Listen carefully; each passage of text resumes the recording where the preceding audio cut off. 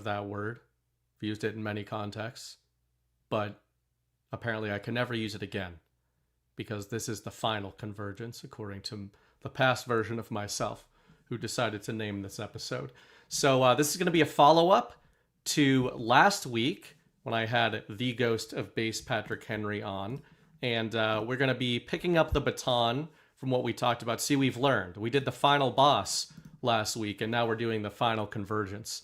And it's meant to be bicameral. There's 2 bosses on the game board, or at least there's 2 proxy states on the game board that are representative of the final boss. We mentioned this last week. I know better now when I have Ghost on, or when Ghost has me on, or anything like that. We know we have to kind of do 2-parters for everybody's sanity. So last week was the intro to this show. This show, we're just going to get right into it, supposedly. Famous last words. But we are going to talk about Ukrainians. We are going to talk about Israelis, and the other word for those. And we are going to talk about Nazis. And we're going to talk about whether there's a difference between those 3 things.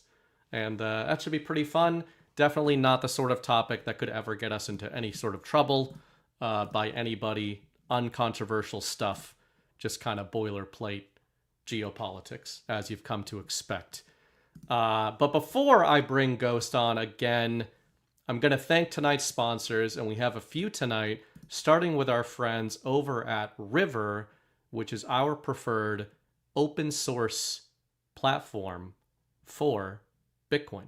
Your bank kept $1,600 from you in 2025. You probably didn't notice. Now multiply that by millions of Americans. That's over $433 billion in interest the banks kept. Your money goes in. Banks put it to work. They make record profits.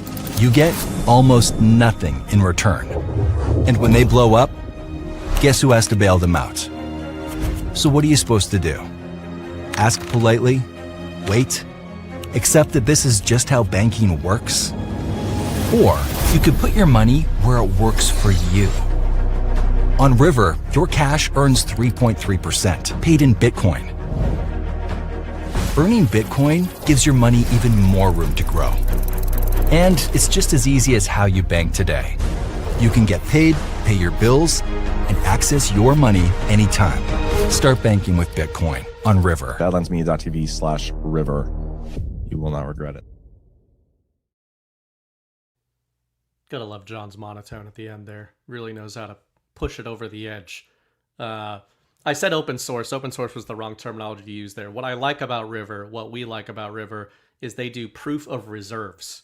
So whatever River says it has in terms of customer Bitcoin allocation, if you put your Bitcoin on River, or if you custody your Bitcoin on River, all of the combined Bitcoin assets that River is displaying as holding, they open source. They do proof of reserves, so you can check, the Bitcoin community can check, River has this many customers, they say they owe this much Bitcoin to all these customers, they actually have the proof of reserves. Not most Bitcoin exchanges, most currency exchanges, including banks, don't do that. You will know that your own bank, I believe, only has to have 5% proof of reserves, which is pretty wild. But anyway, that's why we like River. Check them out if you are a little spooked by cold cards and various things. They've got a great reputation, and again, proof of reserves. And our main show sponsor for tonight provided me with this On the Spectrum mug, or at least a mug that is great for people on the spectrum. Shout out also to GA Nana in the chat, who gave me just about the greatest compliment I've ever received. Said, after watching BB for so long, he has affected my thinking so much that now I'm probably on the spectrum. So I think that should be like the sort of bumper sticker for the narrative. And I'm sure you guys watching Ghost have got a touch of the tism after being subjected to him as well. And that's what we're trying to do here. But we are brought to you by our friends at Earth Echo, specifically Cacao Bliss, which I have mixed with my vanilla flavored coffee, and it is perfect. That's how I personally like to drink it. So let me tell you a little bit more about them. This episode is brought to you by Cacao Bliss from Earth Echo, a ceremonial grade cacao drink with 7 superfoods to curb cravings and protect your heart and arteries. Every decade after you turn 50, you lose half of the stem cells that repair your heart, blood vessels, brain, and every organ in your body. But check this out. Harvard discovered a breakfast dessert you can eat every morning to throw that aging process in reverse. Stem cells are your body's maintenance workers. They repair your arteries, support your health, and keep your metabolism humming. So losing them explains a lot. The weight that sticks no matter what you do, the energy that used to come back after a good night's sleep and now just doesn't, the feeling that your body changed up the rules on you somewhere in your 50s. Raw ceremonial cacao contains a compound shown to more than double circulating stem cell counts and nearly double GLP-1, your body's natural appetite hormone. Cacao Bliss from Earth Echo combines that cacao with 7 organic superfoods and puts it into a 35-calorie drink that tastes like the hot chocolate at a 5-star hotel. Learn more and get your special discount and free shipping today at trycacaobliss.com/badlands. That's trycacaobliss.com/badlands. And guys, I know I'm talking about the autistic mug. They also give you like a holder thing for the cacao. What would you call those? Something you hold things in. A container, I guess. And that's also very satisfying. Feels like it was fired in a brick oven. But the stuff is good too. The cacao is actually really good. It's high quality stuff. And it doesn't taste sugary because there is no sugar in it. So I quite enjoy it. You should support them. They've been supporting us. They keep signing up with us because you guys are apparently buying the cacao and telling them that you like it. So tell them we sent you over there, support our sponsors, and get your cacao on. I was going to say something else, but I forgot it. It was exceedingly clever. Oh well. I'm sure I'll be clever again at a different point tonight. But without further ado, let me bring in my good friend Ghost. It is Burning Ghost Day, Jennifer SG. You are correct. Ghost, how's it going? I'm good, man. How are you? Good to see you again. Not too bad. Just, trying to figure out everything all the time. And last week, I think we had a good table setter, and we'll do a table setter for this episode, which comes in the form of Donald Trump. Last week, for those of you who joined us, we talked a lot about the Middle East, as you're going to do anytime you have Ghost on, but it's obviously very relevant right now.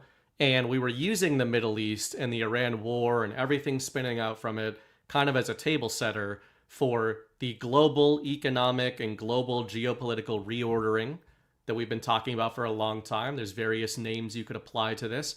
Ghost and I tend to use framings such as the Sovereign Alliance, the globalists, and then the end state, our projected end state of what this war is all about, what this reordering is all about, is leading us to what you could call the multipolar world. Some of these leaders of the Sovereign Alliance use that terminology directly.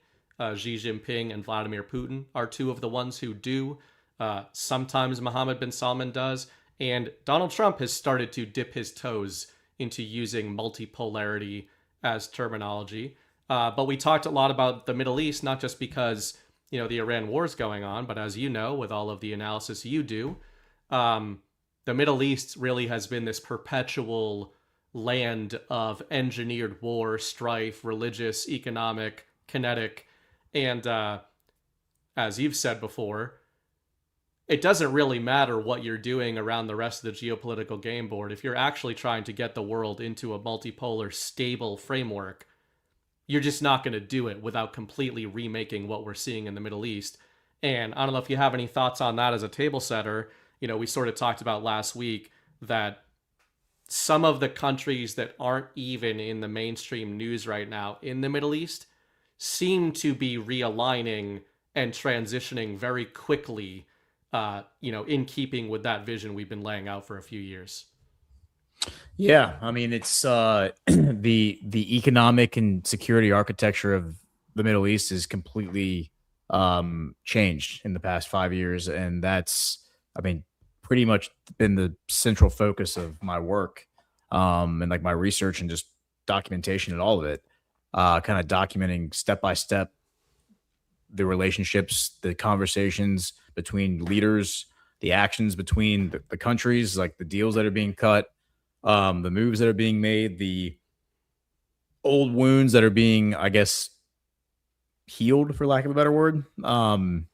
Yeah, I mean, it's been very obvious for years now that this is the direction that things are going in, even beyond, like, even putting aside like the Q posts and the like the premise of like the sovereign alliance, which Right. I think was evident even during the first Trump administration. It was evident this was all happening. But even if you were to set all that aside and just cast all that as hopium and um, delusion, like just pragmatically looking at what Right. has been Looking what's happening, actually being reported is yeah, seismic in and of itself. yeah, which is why it's funny. Like I often get into, I mean, not, I wouldn't say often because I don't really spend that much time engaging with a lot of other like influencers, but I do get like snipes taken at me by random accounts, like large accounts, because they'll get like, they view what I'm pushing as like hopium. Um, and it's like, dude, you spend all your time looking at this stuff too. How are you drawing the opposite conclusion from what I'm drawing? Like, how is it that you're and the answer is one of two things. It's either just Trump derangement syndrome, which I think is like an infectious disease that just takes over your brain and destroys your mind. Whether you're a left, a libtard or conservative or whatever, or they're just paid shills, which is always a possibility. Yeah. But I mean, I don't discount the effect that Trump derangement syndrome has on people. I do think that a lot of people from MAGA who at least joined the coalition for the 2024 run, have been deeply impacted by Trump derangement syndrome and just getting, souring on the optics of what they're seeing, and because of that, they're now stuck in this take bunker where they've fully adopted the idea that Trump has betrayed us, and now their pride and their ego won't allow them to see the world in any other way, and so they're ignoring demonstrable evidence that that is not what's happened, just so they can continue to cling to that narrative. Yeah, let's dig in deeper to that, because that's a great appetizer for this episode. Just that framing of obviously we have sovereign alliance framing, you and I, premise I should say, and yeah, framing. But our premise is built around the sovereign alliance, built around the multipolar war, and again, there's different terminology for this. But one of the ways I've described it in my writing over the last couple of years, I use the terminology Axis and Allies inversion. We're seeing a narrative translation of the inversion of the Axis and Allies paradigm that was set in the aftermath of World War II. And our main topic tonight, which is going to get into Ukraine, Israel, and the Nazis, and perhaps some confluence between those three terms. Obviously, that paradigm was set during World War II, and really in the aftermath of World War II, in the histories we were all told about World War II, specifically in the Western world. By the way, as an aside, you mentioned Trump derangement syndrome.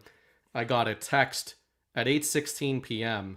Said, "Hi, BB." They didn't say BB. They said my actual name. "This is Maria with Seth Moulton's U.S. Senate campaign.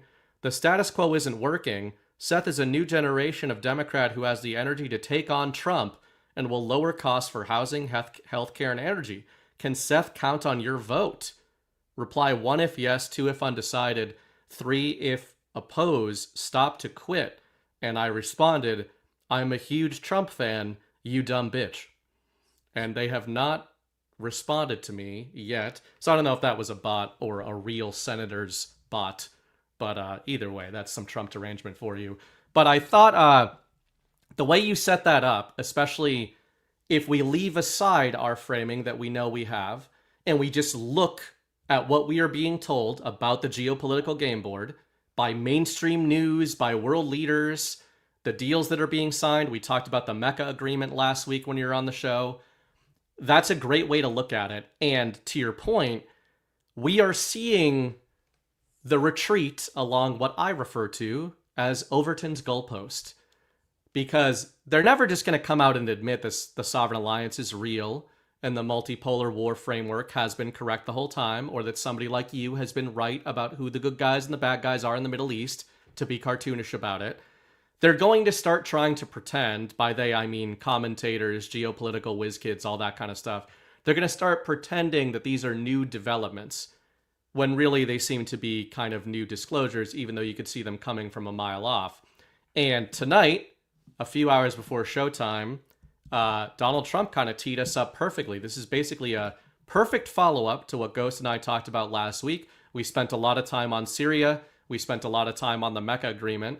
Trump tweets out, very happy to see that Saudi Arabia, Turkey, and Pakistan have recently and finally signed the Mecca Joint Defense Agreement. It shows how the Middle East is coming together and how countries will finally be able to defend themselves in a more meaningful way.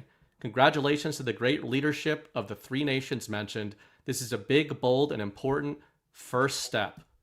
So that sounds a little generic maybe to some people, but Ghost and I spent like more than an hour last week talking about just how seismic this Mecca agreement is, how unprecedented it is, and we focused on the concept we've been talking about for 4 or 5 years now, regions of responsibility, aka multipolarity. So, I don't know, it's a little surreal seeing him like put that stuff out there in very similar framing, not just talking about the Mecca agreement, but being like security architecture, good first step, great to see this.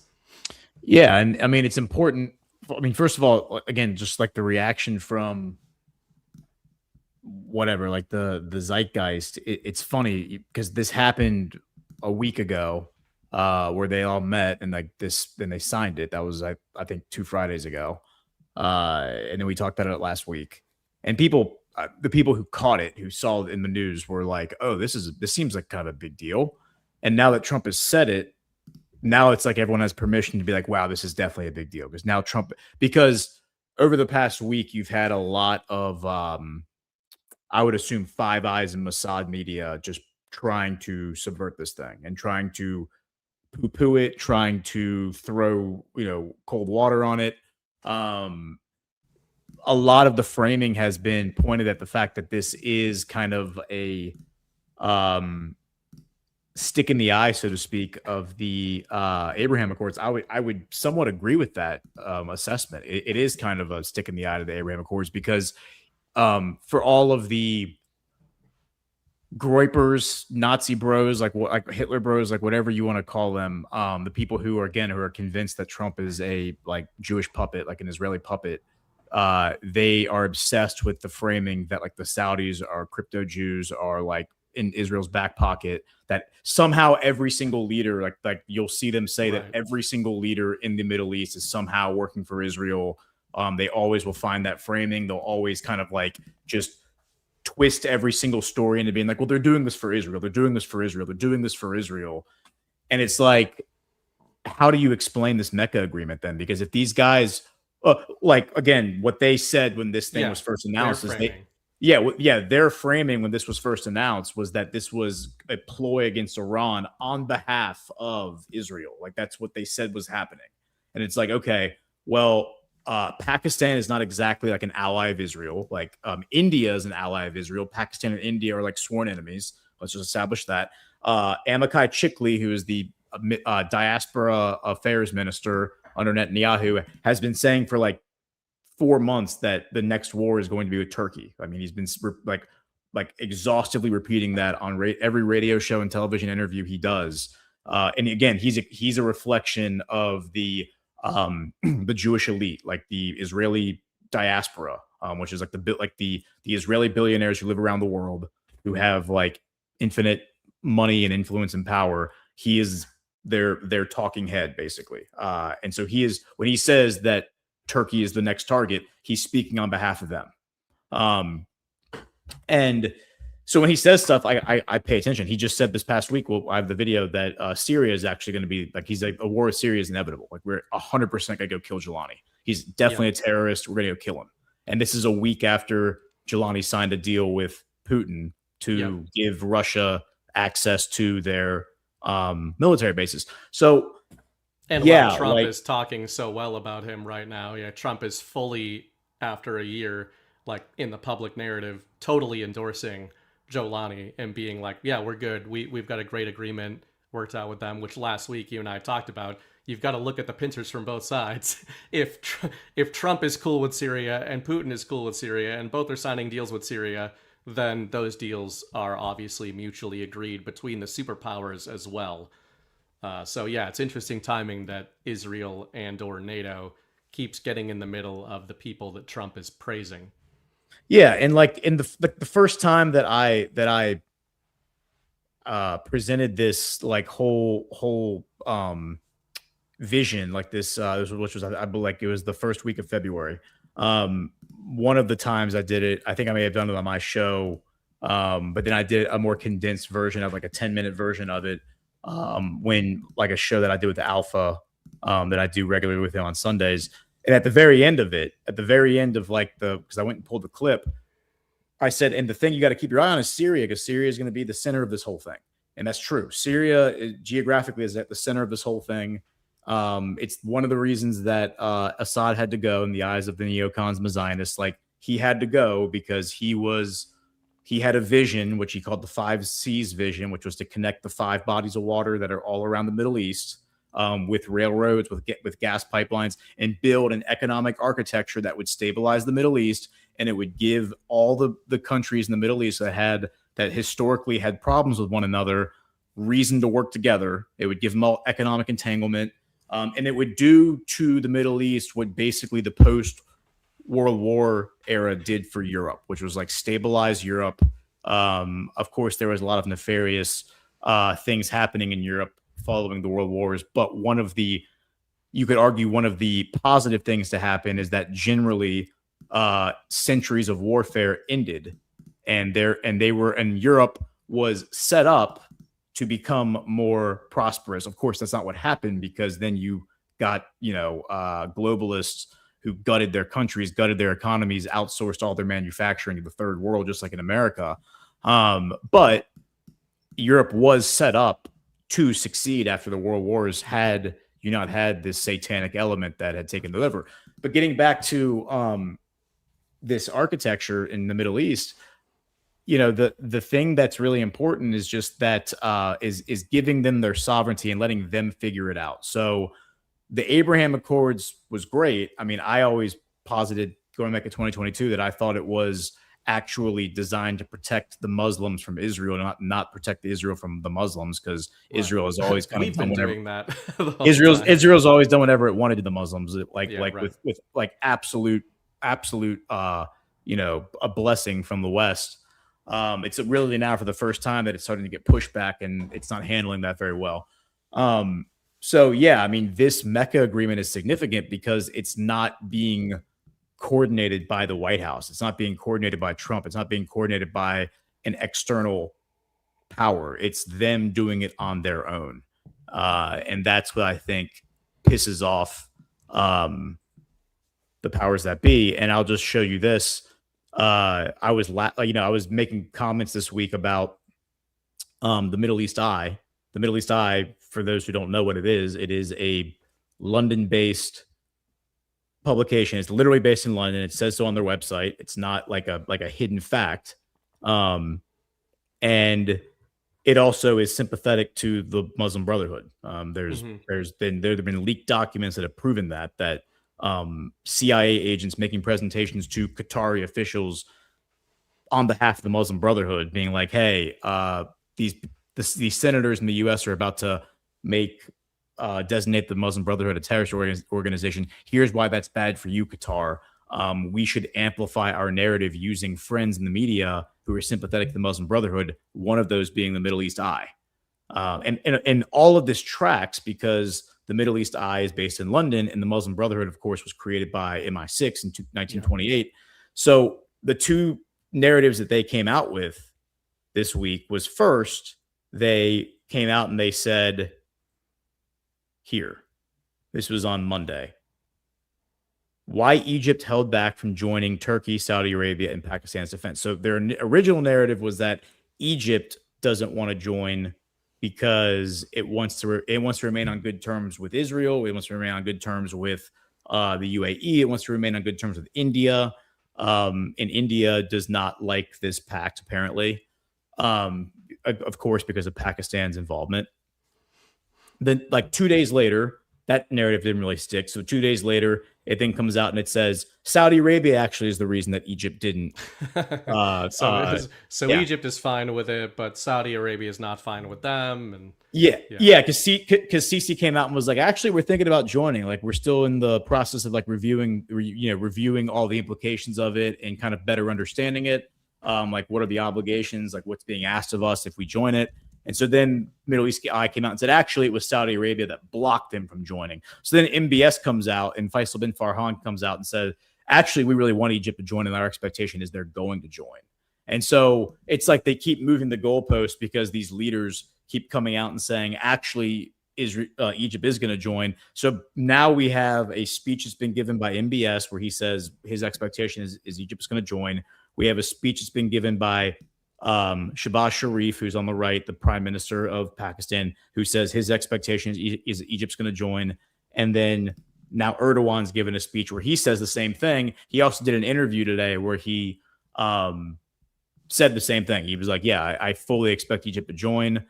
Turkey and Egypt has had a pretty rough history over the past 15 years, but that's all behind us. And we're going to put that in the past, and we're going to make this work. So that is bad news for the people who like to see the Middle East destabilized, because these are these three, like Egypt, Turkey, and Pakistan, are the three powerful militaries in the Middle East outside of Iran.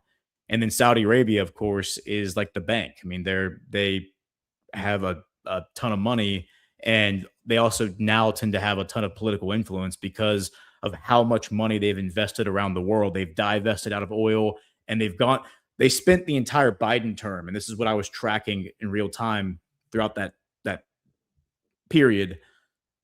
They basically they almost single-handedly revitalized the idea of a bilateral trade agreement, because up until that point, it was these regulatory authorities that were running it, right? I mean, the EU was one of them, but you also had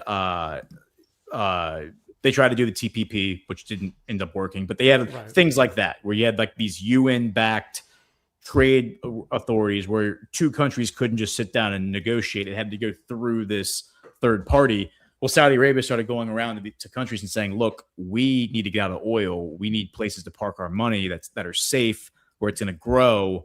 What do you have? Like, how can we invest money in your country? And so once the word got out about that, all these countries, especially in Europe, were lining up to roll the red carpet out for MBS and really Faisal bin Farhan, for them to come in and understand, all right, what does your economy need? Where can we invest? Where's the good safe money? And they went around the world doing this for years. They negotiated all these deals, and that normalized the idea. And it was purely pragmatic, because they had decided 10 years ago that they were going to get out of oil, because they understood that, at some point in the near future, oil is not going to be the energy source that it is right now.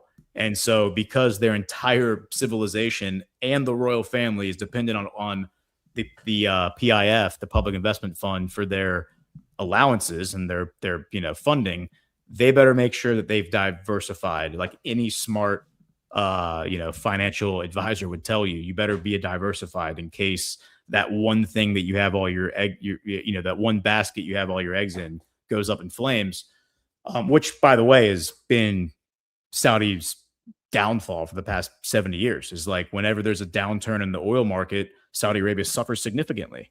So they've learned from the hard lessons of that, and how the oil market actually has been weaponized against them time and time again.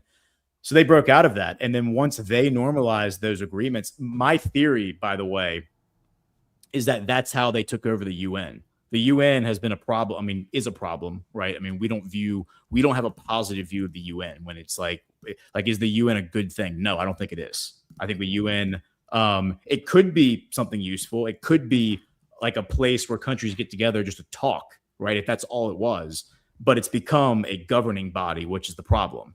And then that governing body has become a bludgeoning tool. It's used to issue sanctions and military interventions and all that stuff against countries. And I think what Saudi Arabia has done is, through all these like bilateral deals, is they've actually been able to influenced the UN in ways that have undermined the World Economic Forum types. Absolutely. And the key term I think there you used at the beginning is architecture. And I mean, the Middle East eye point's also a good one in that your Middle East eye points, whether it's London or basically what they've been trying to do, the Egypt narrative you laid out is an easy kind of 1-2 punch with it. It still demonstrates how useful it is to track propagandist outlets like this outlet, because by just playing the opposite game, even if it's little micro versions and instances of the opposite game, you go in with your premise, which is, you said on the show last week and have been saying for a long time, you think Egypt is going to join these agreements. And, keep in mind too, that whether we're talking about the Abraham Accords, the Mecca Agreement, it's that these names and labels and temporal kind of current frameworks of this stuff probably isn't going to be the end all be all of what these final agreements are, right? They can always expand, they can change. Trump, in the statement I read a little bit ago on the Mecca Agreement, just said it's a great first step. So these things will change, just like the Abraham Accords during his first administration seemed like a table setter. So as you said, it besides the framework that was in the Abraham Accords, I think the Abraham Accords was a massive narrative deployment. It was a table setter and sort of a thesis and a declaration of, this is where we're bringing the Middle East. This is our stated intention. The Trump era is redefining how the West is going to interact with the Middle East. And in order to redefine how we interact with the Middle East needs to redefine itself and how it is interacting with the West. But also, more to the point of the Abraham Accords, the Mecca Agreement, and the rest of this stuff, and as you've been commenting on for years, the Middle East needs to redefine first how it is all dealing with each other. And obviously, it's not all been subversion and engineered conflict between them. There's a real geopolitical conflict between these nations, between these Muslim nations. There's real histories of war. There's real issues there. But, as you know better than anybody, they've had a helping hand in perpetuating these engineered conflicts. And any time there's any kind of agreements going on or being signaled between Middle Eastern and Muslim nations, Israel seems to be at the heart. MI6 seems to be at the heart of making sure that those things don't get very far. So when you look at the Middle East Eye coming out and saying, Egypt doesn't actually want to join, and then a few days later, it's Saudi Arabia doesn't actually want them in. It's like teenage girls in high school who are, one of them is telling the friend that they don't want to go to the party, that the party is dumb and they're not going to go to it, so you shouldn't want to. And then the friend hears that actually friend A is going to go to the party. And then friend A says, I didn't want to tell you that Emily doesn't want you to go to the party, and that's why. And then everybody finds out eventually that it was that first girl that's just a huge bitch, and then makes all these other ones not like each other. Like, that's the media. So yes, was that the greatest geopolitical analogy ever? Yeah, that's what these people are. But the architecture framework or framework or architecture that you're laying out there, that's what's most important. To have a multipolar world, it's fine for us to come on these shows, or for Donald Trump or Mohammed bin Salman or whatever to come up there and be like, I think we should have a multipolar world. But as Ghost and I try to lay out on a lot of these shows in different ways, an architecture needs to be in place. And in order for that to be possible in the first place, we need to transition out of the globalist system. Countries need helping hands in transitioning out of the globalist system, economically, financially, and most importantly, I guess, kinetically. They need to be able to defend themselves. And it's interesting, I think, that Trump specifically references the security architecture there. He says it shows how the Middle East is coming together and how countries will finally be able to defend themselves in a more meaningful way. And this is some of that stuff that we've been talking about for a long time, where Trump is encouraging these countries that neocons would never understand why he is encouraging countries to not only sign peace deals with each other, but to get more powerful. And that's one of the things we've been talking about for a long time, that Trump is assisting Middle Eastern nations that have been supposedly adversarial to us in becoming more economically stable, and literally more militarily viable and powerful. He's not doing this with billion-dollar pallet drops in the middle of the night. He's doing it in the open through security agreements, through mutual economic agreements, and onshoring agreements and all that kind of stuff. Investment into the United States. A lot of these countries are starting to invest in the United States, especially Ghost and I have been talking about the Saudis investing very heavily in the US. There's cultural angles to that, but there's economic angles to that. So it's all to say, going back to your first point, which is that trying to leave aside sovereign alliance framing and multipolarity framing and just looking at what are we being told of how the global game board is reordering. When you see these agreements coming together, the new architecture that Ghost is talking about is not only good, it's completely incompatible with 99% of geopolitical analysis that is going on, including in the truth community and in the Q community. I saw today a Substack that somebody wrote all about the new energy architecture and financial architecture that's coming because we have to beat China. And what they're not getting is, as I've been saying for 2 years, the US and China are mutually accelerating down this AI and financial architecture and energy architecture because they're trying to pave the path toward a multipolar world.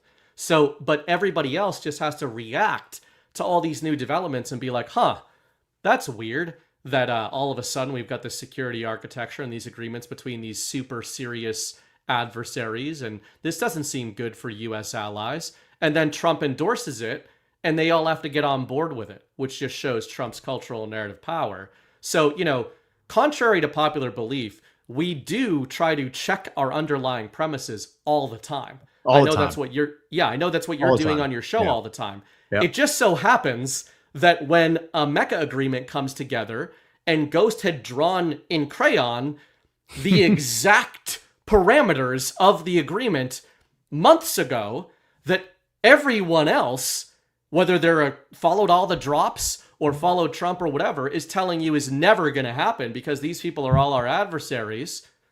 You have to kind of look at what was Ghost's premise going into that and why did he think that was going to happen? What was their premise going into that, and which is a better premise to have? Just like, I'm telling you, the United States is going to adopt China's AI infrastructure, not use China's models. I'm saying they're going to adopt China's legal infrastructure around artificial intelligence, which I told you 3 months ago, and now all of a sudden, that's what they're saying out in advance. And I told you 3 months ago that China was helping Donald Trump stop the closed source, closed model sort of mafia in the United States from guiding the future of that technology, because they are guiding us toward a multipolar endgame, and closed source artificial intelligence doesn't really get us there. So it's one of the games you can play of just basically take these two premises, take a sovereign alliance multipolar premise, take the opposite, which is that that's not the endgame, look at what's being told to you about these agreements, and then see which of those paradigms it fits. And, I just think overall, it certainly is fitting a multipolar paradigm a lot more cleanly than just a chaotic everybody reacting in that region to the same headlines that most of the info war is just reacting to in real time. Yeah, and let me just give you an example, because 3 years ago, 2023, prior to October 7th, I certainly said on whatever shows I was on, that the three enigmas to me in the Middle East were Turkey, Qatar, and Iran. Those are the three countries that were all their own little Gordian knot, because all three of them had nefarious history. I mean, Turkey funding backing the Muslim Brotherhood Arab Spring in 2011, Qatar hosting all of these terrorist organizations in Doha, and then Iran, of course, just being Iran. But all three of them also had done things that were interesting, like 2019 with Erdogan and Trump, seeming to have cut some deals, like F-35 deals. Those were cut in 2019, the Doha agreement in 2020, and then just strange things happening with Iran that signaled that maybe there were things happening. But Iran was a much harder egg to crack. Yeah.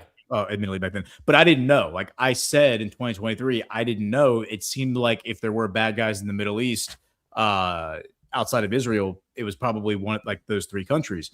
But I have straw man, steel manned it over and over and over again, red teamed my own theories, like evolved my theories, attacked my own ideas, challenged them, changed them, and refined them in order to get to where I am now with them and feel confident that I'm at least on the right path. I mean, it doesn't mean I have every detail right. Yeah. But let me just show you an example. So here is 2016, January 2016. Qatar recalls their envoy to Iran, like their diplomatic mission from Iran, brings them home after protesters in Iran attacked the Saudi mission, like the Saudi embassy.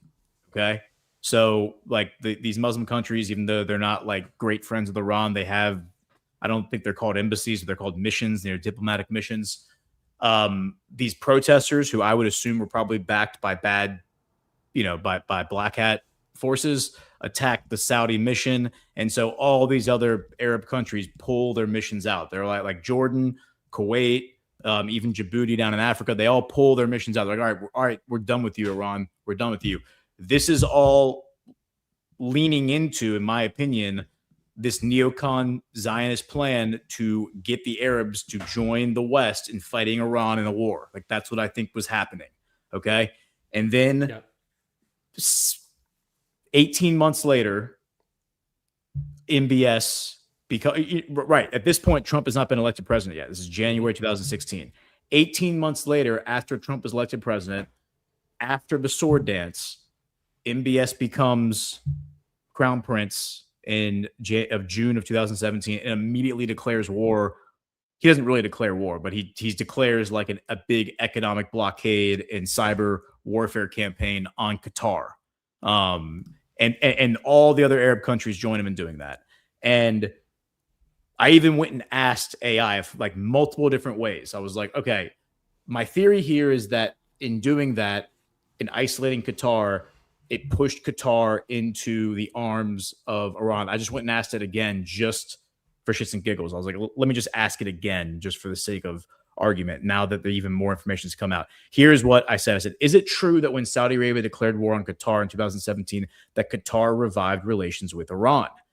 And the answer is yes, broadly speaking, but quote unquote, declared war is too strong. On June 5th, 2017, Saudi Arabia, the UAE, Bahrain, and Egypt severed diplomatic trade and transport ties with Qatar and imposed what is commonly called the Qatar blockade. There was no formal Saudi declaration of war and no Saudi-Qatari military war. The Iran part is basically correct with an important nuance. Qatar already had relations with Iran, but they had been downgraded. And then it goes on to explain pulling the mission out in January 2016. It says after the blockade began, Qatar suddenly had a strong practical reason to move closer to Iran. Saudi Arabia was Qatar's only land neighbor, so closing that border disrupted important supply routes. Within days, Qatar was negotiating with Iran and Turkey for food supplies, and Iran began flying food into Qatar.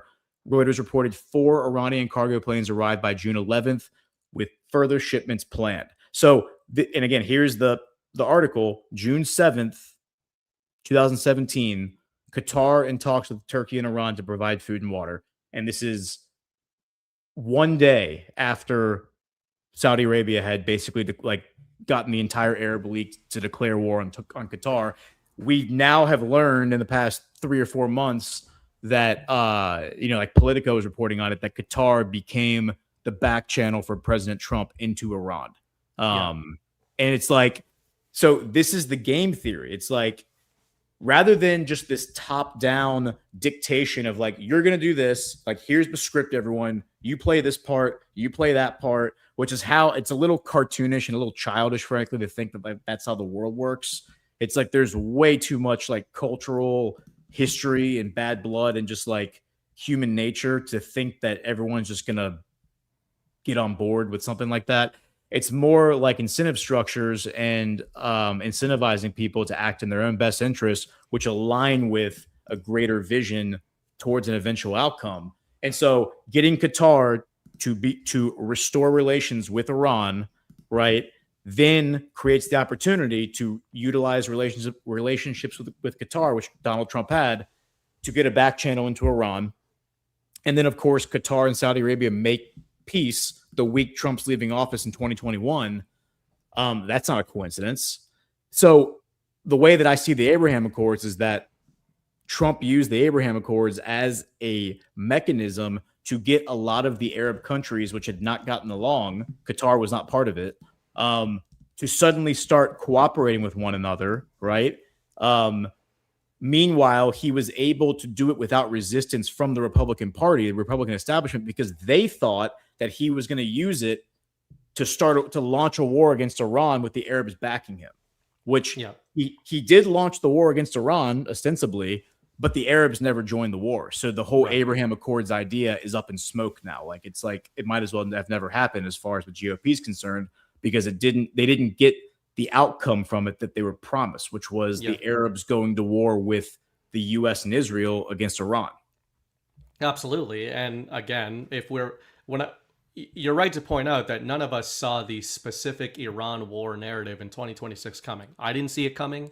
You didn't see it coming. Nope. We were discombobulated at the beginning of that, but we didn't freak out, and you guys were here the whole time. You saw us trying to your earlier point, and what I'm proud of is we build macro frameworks, but the key is that those are changeable frameworks based on new information, right?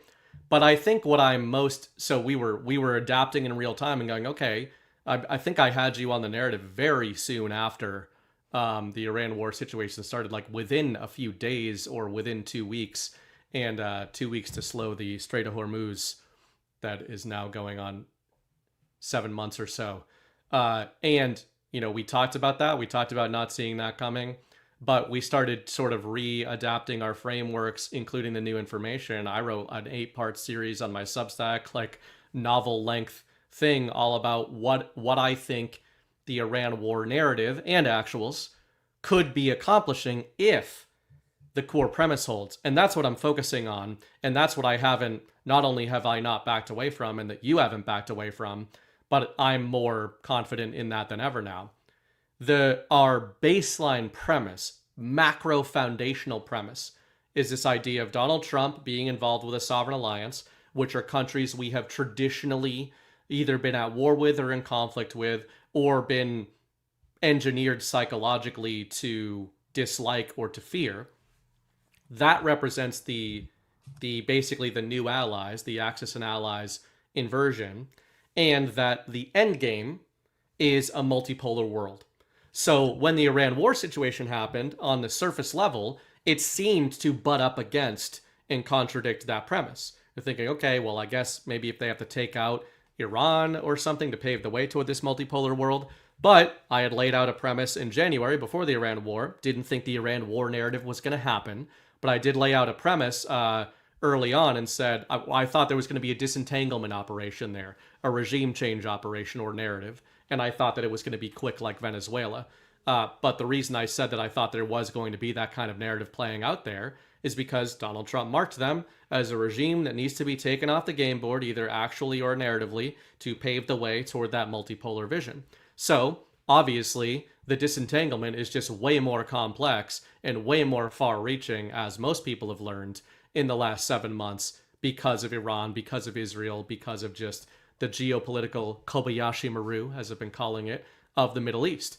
And so that's why, we can adapt the how and the mechanisms, but I haven't come off the reading of all of this as leading us to that multipolar vision, and I don't think you have either. It's just when you get those new puzzle pieces, you start fitting them in, and all of them still fit in with that.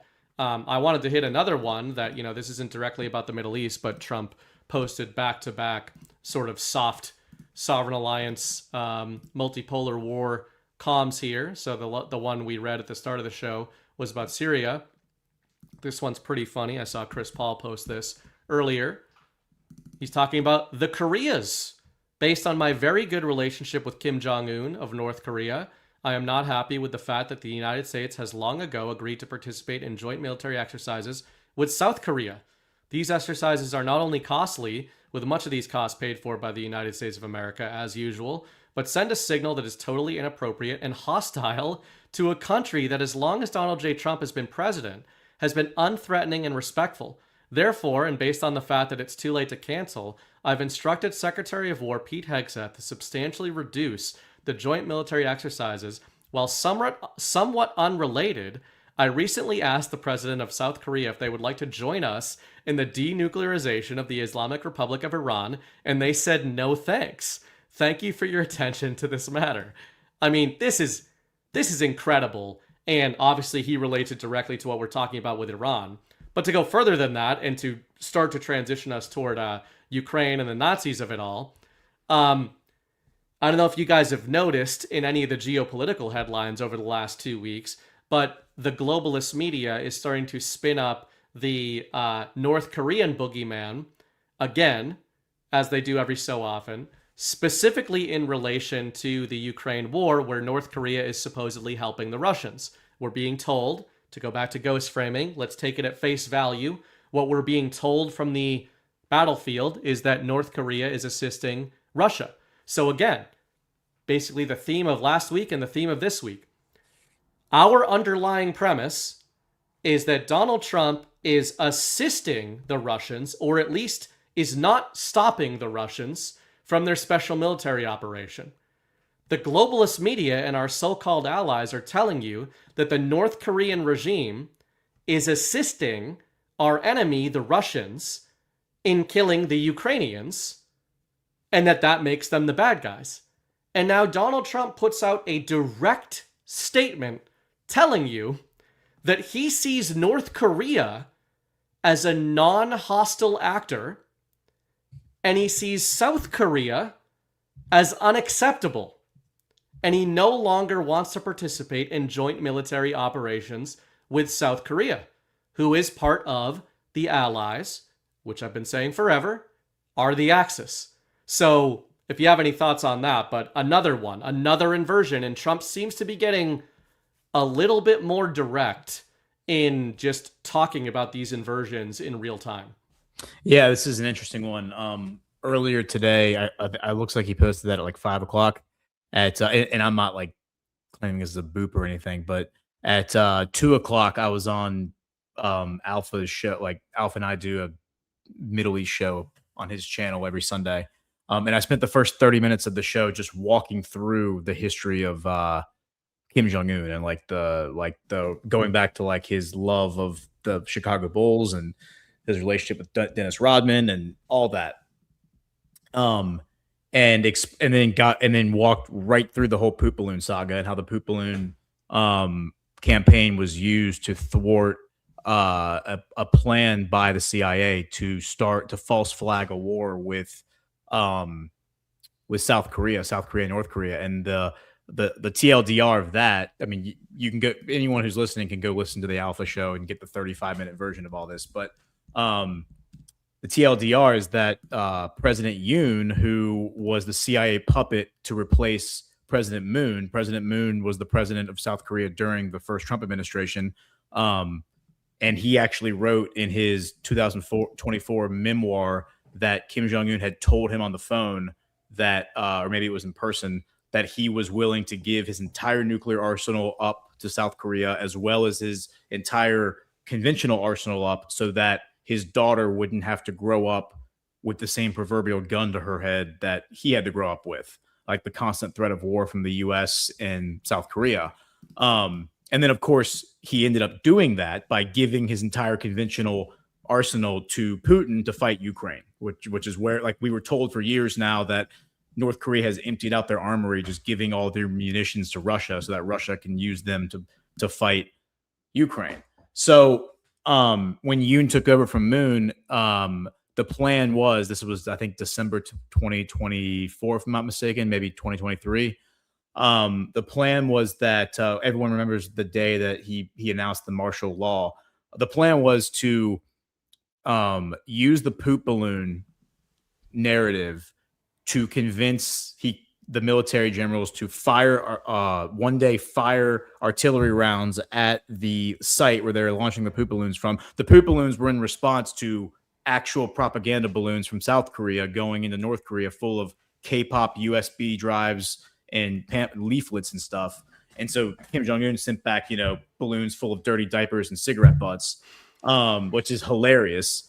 And this is actually what was the testimony of the South Korean generals in their parliament. This is what their public testimony was, is that the South Korean president had ordered the South Korean special forces to dress up as North Korean special forces, come into his palace, kidnap him while these artillery strikes were happening. And then he would declare martial law. He would then declare war against North Korea, because he would say North Korea is trying to take over South Korea, and then that would start the war. And basically what ended up happening was he declared martial law, the special forces never showed up, and the artillery strikes never happened. And the general said, yeah, we slept on it, and we thought, these poop balloons really aren't the biological warfare attacks that Yoon claimed there was, so we decided to rug pull him, and we didn't do it. And then he was arrested for treason. He's in prison right now for that.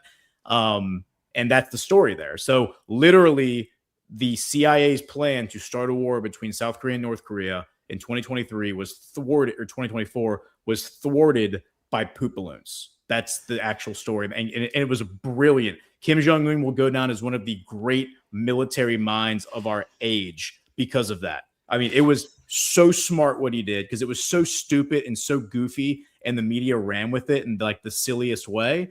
But it was like just offensive enough to get the globalists to say, we're going to do this, but not offensive enough for real military men to be like, we're going to go along with this too. They were like, poop balloons? Nah. Yeah. That's going to lead me into my opening point of the second half of the show. But the first is that another based member of the Sovereign Alliance was tangential to this story. I don't know if you recall, K-pop is a threat to the West. It is a threat to men everywhere. Yes. And Xi Jinping barred K-pop from being imported into China over the internet or in person because he said it was making Chinese men effeminate and gay. Yes. And he didn't want Chinese men to be like Korean men who are effeminate and gay. Yes. Even the straight ones are effeminate and gay, which is why their replacement level is sinking. And when I say Korea, I mean South Korea, the globalist Korea. So Kim Jong-un, not Kim Jong-un, Xi Jinping fired the opening shot, which, the Koreans did by trying to get everybody to watch K-pop. And then Xi Jinping declared war on K-pop, and Kim Jong-un followed his lead. Because, Uncle Putin and Uncle Xi have kind of been chaperoning, as we've been talking about for years. They've been chaperoning and guiding Kim Jong-un in this war. Yeah. So that's an important marker. Of course. Well, and so the reason that I spent 30 minutes on, because the show that I do with Alpha is called The Middle East in 30 Minutes, then we always end up doing like an hour, of course. But the reason I spent 30 minutes talking about North Korea was because if you remember, when Obama met with Trump the day before he entered office, the official narrative is that the two things Obama said to Trump is he said, look, you're going to have a war with North Korea. You just got to just get comfortable with that. There's going to be a war between you and North Korea. The second thing was stay away from General Flynn. And everyone remembers that when Trump was coming in 2017, like it was a foregone conclusion that we were going to have a war with North Korea. Like tensions were very high. Trump started posting. Remember how scary they used to be, supposedly? And now it's just memes. Like Trump was literally posting, being like, we're going to bomb them back to the Stone Age. He's like, I have a big red button on my desk and it actually works. And I'm not afraid to use it. And Kim Jong-un is fat and stupid. And I'm not fat and stupid. He shouldn't call me fat. That would be real. I would never call Kim Jong-un fat, but he is definitely fat. Like these are the kind of things that Trump was posting. It was very reminiscent, almost identical to the style of posting he's doing now against Iran, where it's like, how can you take what he's saying seriously? Because he's literally calling the leader of this country fat and stupid, while also being like, we're about to have a nuclear war with them. He's also threatening to bomb them back to the Stone Age. Those were his exact words over and over again, which is also what he said about Iran. And the point that I was making on Alpha Show is maybe there is a pattern recognition here that what could, because of the way the North Korea story ended with Trump going to the Singapore summit in June of 2018, and then a year later going to the DMZ and being welcomed across by Kim Jong-un, maybe something similar is happening here with Iran, and we shouldn't take everything we're being told at face value, even though President Trump is ostensibly participating in the storytelling.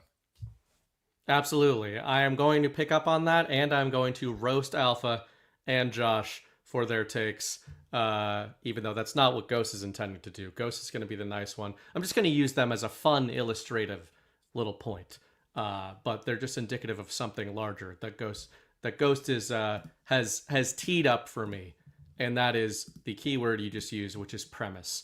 But I'm going to thank a couple of sponsors before we get into the second half, where we are going to talk about the Sovereign Alliance, Ukraine, Israel, these convergences, and before we get there, we are first brought to you by ourselves. Specifically, we've got an event coming up. I always forget to bring this up. Badlandsmedia.tv/events. We're going to be in Las Vegas, Nevada, starting on September 17th. You can go over to badlandsmedia.tv/events. Click on the Vegas poster there. In-person tickets are available. Virtual tickets are available for $35.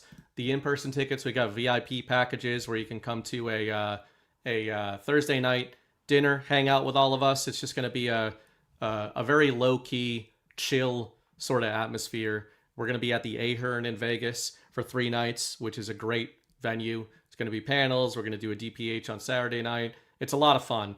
We were there in March 2025.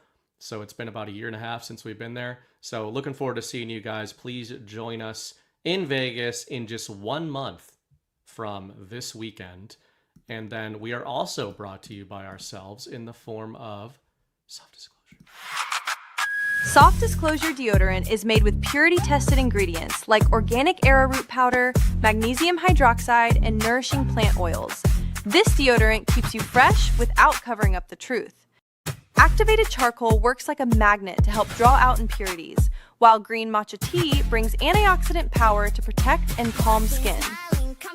Aluminum-free, stain-free, and formulated to last up to 2 months of daily use. Whole bus fresh, no steak on me. Soft Disclosure got me clean. Fresh so loud, can't compete. Mint, lemon, grapefruit, lavender tea. It helps fight odor without blocking the body's natural sweat. And every purchase helps support 6 American small businesses. Buy 2 deodorants, get a free lip balm. Or visit softdisclosure.com and use promo code FRESH for 15% off. What are you doing? Soft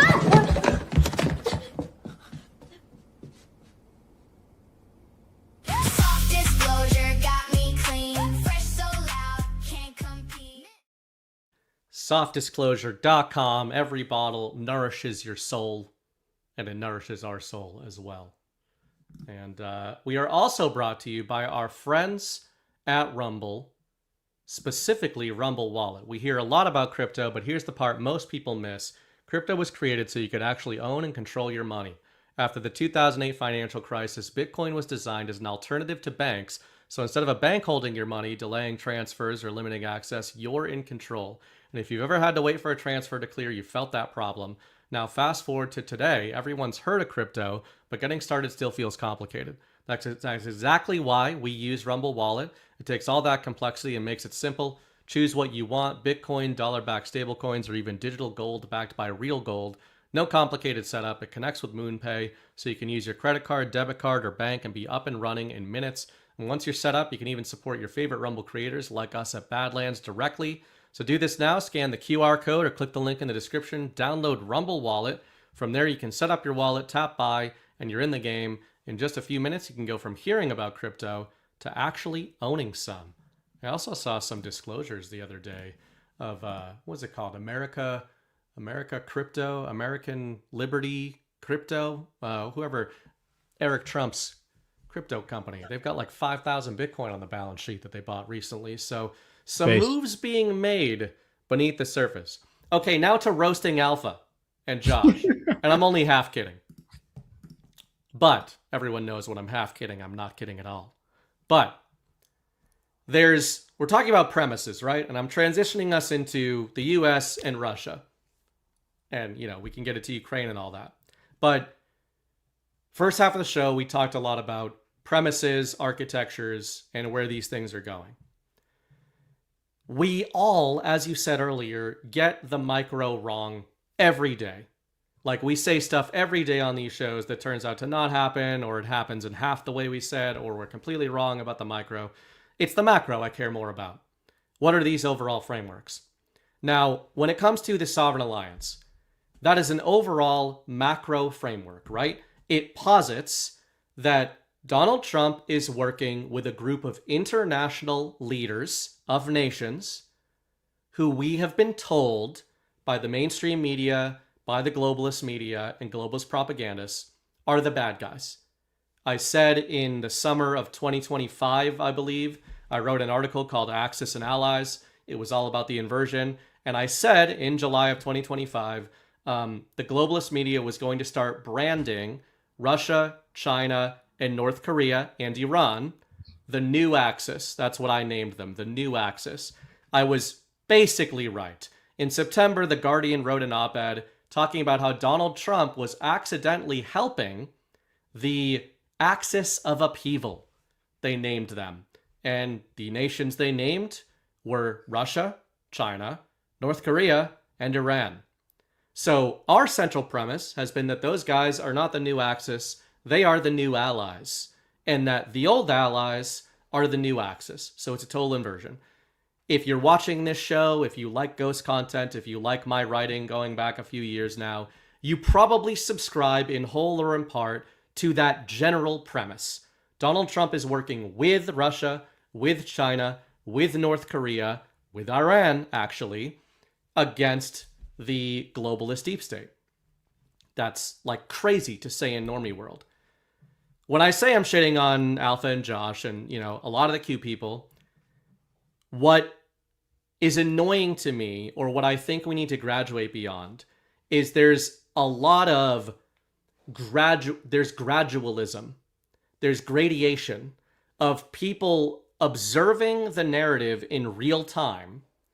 And now we're seeing the hedging and, of course, I was doing podcasts for a year saying that Donald Trump was leveraging Russia and leveraging China and leveraging North Korea and bringing all these people to heel. And now it's becoming more and more apparent that there's a lot more coordination there and that there always has been. I find it wild that people in the Q community do this because, as I've said a million times, people that think they're showing me something when they show me a Q drop. The Sovereign Alliance theory was inspired by a Q drop that talked about Donald Trump, Xi Jinping, and Vladimir Putin working together against a globalist deep state, coordinating against globalist deep state. If you guys are Q people, you've seen that drop. So I am a Q person. I took that and then I tried to reverse engineer it and have spent half a decade trying to figure out what that would look like. But a lot of Q people don't seem to actually follow that, because I see them posting every day about how Trump is levering this country and levering that country and levering Putin and levering Xi Jinping. And it's fine if that's what you think is going on, but at least commit to that. The reason I think of it is that on the back of what you're saying about the Koreans and on the back of what Trump is saying, it can't be both things. It can't be that the North Koreans are helping the Russians kill good guys if Donald Trump is telling you directly that the North Koreans are our allies and that the South Koreans are not. It can't be both. It literally can't. It is a binary. Yep. And that's what I'm talking about. I'm obviously giving these guys shit. It's fine. We all this is just my little territory where I believe very strongly in it. It is not the case that the North Koreans are good with Donald Trump and he's good with them, but he's a little upset that they're rampantly killing one of his so-called allies. That doesn't make any sense. That's completely crazy. So my point is, just to be clear from my perspective, I'm not speaking for Ghost. I'm just saying from my perspective, When I say the sovereign alliance, I am not being metaphorical. I am not being, there's no gray area that truthers are making a cottage industry out of occupying this gray area in the middle of everything until it seems like the theory is going to be true and then we pretend we were saying it the whole time. I am saying Donald Trump is allied directly with Russia, with China, with North Korea. They are our allies. Like, in case anybody has any confusion of where I stand on that, or what the Sovereign Alliance theory, as I wrote it, is. It does not posit that we're kind of working together, but otherwise we're enemies on all these other things. It does not imply that Donald Trump is leveraging these foreign leaders to come to the table, these specific ones. It posits that they are our direct allies. And it's going to become more and more clear that that is the case as Donald Trump starts to just tell you things like he's telling you on Sunday, August 16th, we're good with the North Koreans, we're not good with the South Koreans. While the global news, including Fox News, is saying the North Koreans are evil and are helping the Russians kill our allies in Ukraine. So that's kind of a transition point into the Ukraine theater and where we stand there. But it's just some of it I find, it's like, what are you saying when you're saying Trump is leveraging the Russians, but then you're also saying that the Russians are helping us against globalist deep state? It's not both of those things. It's one of those things, or it's the other one of those things. The ones it seems very clear to me that Donald Trump is leveraging are our so-called allies, not the people Ghost and I tend to talk about as being our theorized sovereign alliance sort of members. But you can respond to that if you want. Otherwise, we can get into Ukraine and the Nazis. Well, what I would say is the good twin, evil twin stuff. I think where I draw the line, like where I like just scoff in frustration, is when people still talk about like the conflict between nation states, when they're like, oh, it's us versus Iran, or it's us versus North Korea, or it's us versus whatever, like name the country, Russia, like China, whatever. That is what Fox News wants you to think. Like they still want you to think in those oversimplistic terms, when the reality is that it is more like the good twin, evil twin of every single, which is a term that Chris Paul came up with, of every single country, and the sovereign alliance is the good twin in all of these countries, recognizing a common enemy and then collaborating together against the evil twin in all those countries, right? And so South Korea is one of the great evil twins, I would say. I would say it's like we've been told that North Korea is a CIA cutout, and that's like, I think people who are lazy, who comment on this stuff online, like the Q stuff online, will just be like, oh yeah, North Korea is a CIA cutout. Yeah, it probably was, like once upon a time. Clearly those strings were cut during the first Trump administration. I think what's overlooked is that South Korea was actually the real CIA cutout. That was the CIA cutout. And so when Trump is posting about that, he's throwing shade at the South Korean military industrial complex that tried to plan the false flag and failed against North Korea.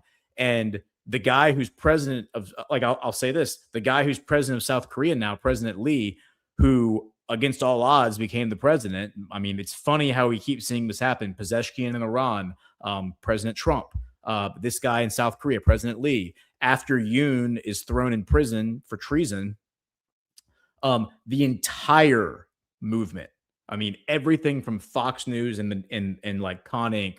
to Steve Bannon and Jack Posobiec were apoplectic that this guy got elected president of South Korea, because the unanimous consent, or the unanimous consensus rather, was that he was going to bring South Korea into alignment with China and bring South Korea in alignment with North Korea, because he's a communist, because he's a left-winger, and all this shit.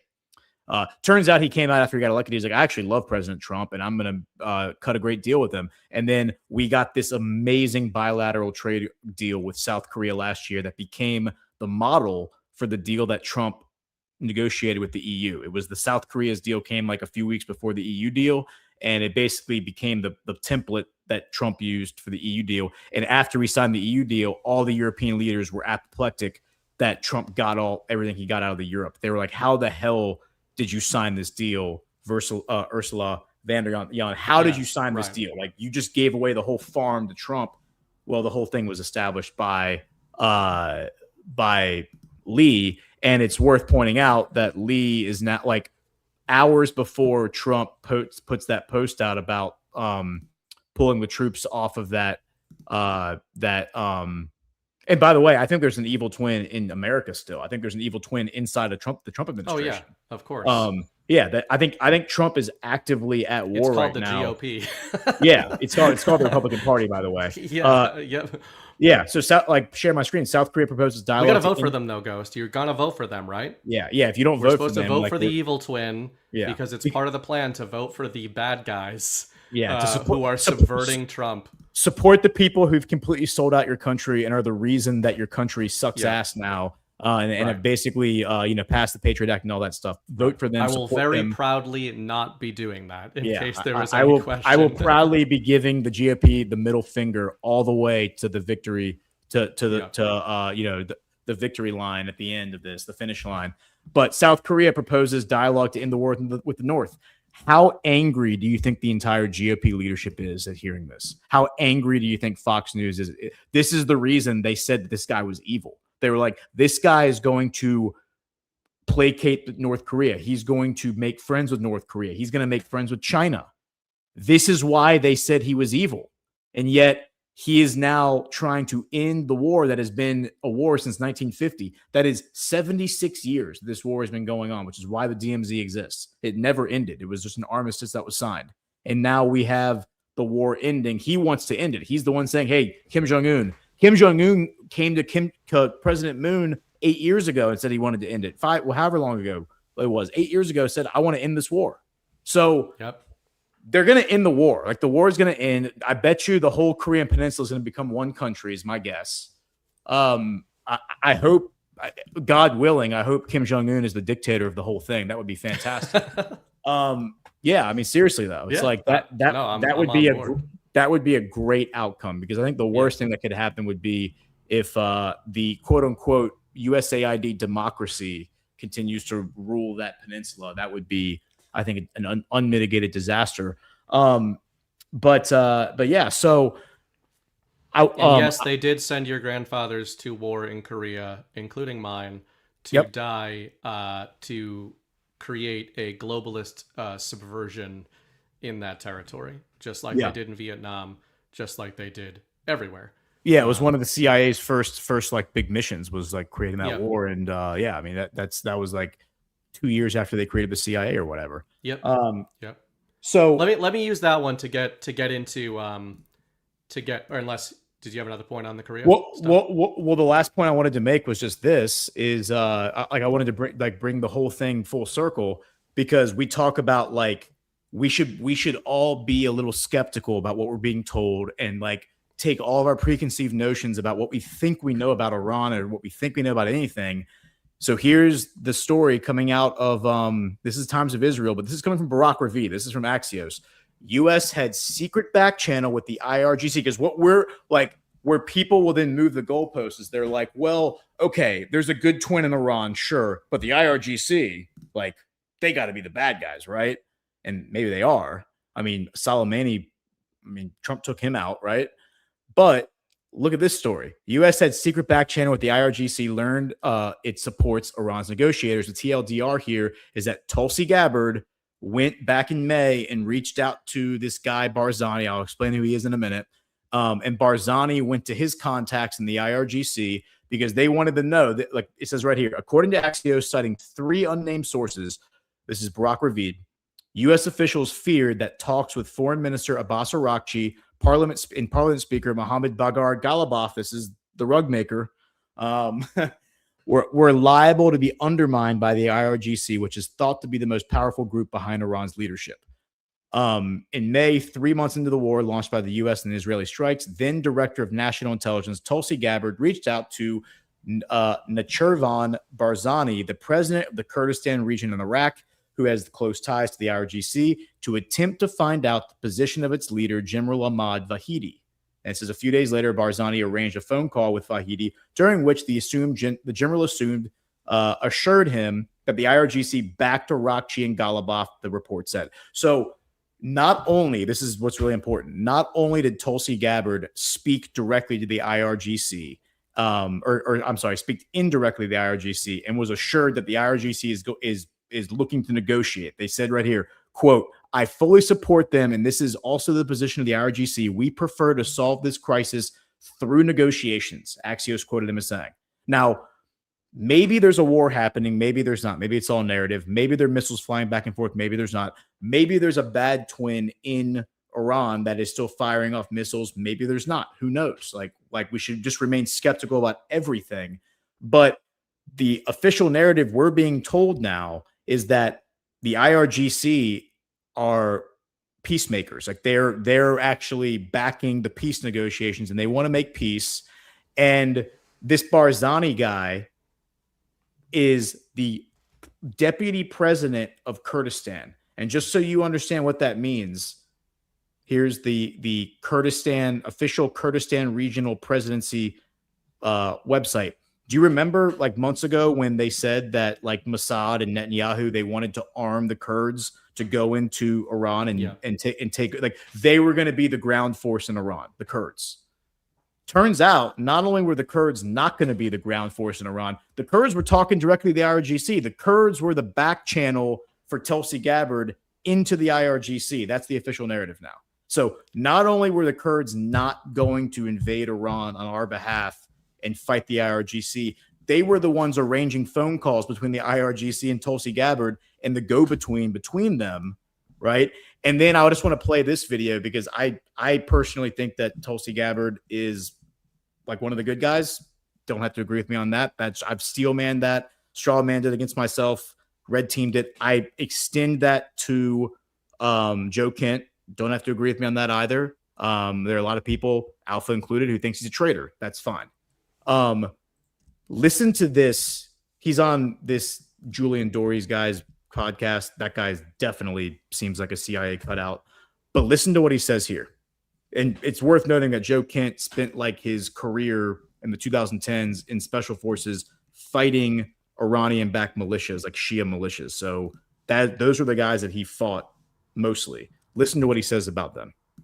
The whole myth that Iran is full of like crazy suicide bombers and like crazy jihadis. Number one, like that's not the Shias. Like the Shias don't use suicide bombers. The Shias have never come over to America to kill Americans. Now the Shias have been pretty proficient at killing Americans when we come to their shores, like in Iraq and in Lebanon. But the Salafi jihadis, the ISIS, the Al-Qaeda, those are the suicide bombers. Those are the guys who are like, at all costs, we're going to hit America, who are crazy. And the only solution to them is to hunt them down and to kill them. I was under the impression you supported those people. If you listen to the internet, holy shit. No, actually, I mean, we get that on camera? One of our, and you can have Joey Warwick check my math on this one.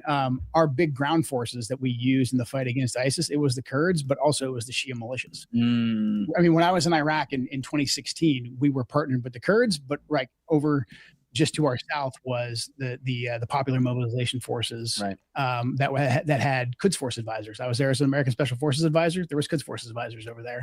We were bombing ISIS positions, and they were advancing on it. They were the ground forces. They were the infantry against ISIS in many cases. Wow, so many. So you remember the story that your cousin told you about bombing ISIS in Syria? With the Russians. Yeah, with the Russians. It turns out when he says the Quds were the advisors, that's the RGC. So it turns out the guys who were going in as the ground forces after they would drop the bombs were Iranian, not only Iranian-backed militias, but IRGC-led militias, which makes perfect sense because the Iran is allied with the Russians. So the Russians are feeding us intel. We're then going and bombing the sites. And then the IRGC-led militias are going in and taking them out on the ground. The funny part is then a few months later, we then go and kill the ostensible IRGC leader, Soleimani. So that beggars the question, well, does that mean the IRGC is good or bad? Maybe it's both. Maybe there's to me, evil twin. And we're never going to know these things, but yeah, of course. To me, this is why last week on the show as well, when it came to Iran specifically, the way I see these things is not that it's literally fake. I think it's a narrative delay, basically. It's we're being told the story out of order in things that have happened in various ways. So, personally, I think, and part of the Sovereign Alliance framing, to your point about the RGC helping us during the first Trump administration, that's a contradiction. Now, your other point may stand that, okay, it's both. But that's basically what I'm saying. When I say the Iran war is fake, I'm saying it's not what we're being told it is. And I think we don't just have, we know some people in Iran that are going to join the Sovereign Alliance. That's what I'm talking about when it comes to the sort of the temporal nature of this. They either are or are not members of the Sovereign Alliance.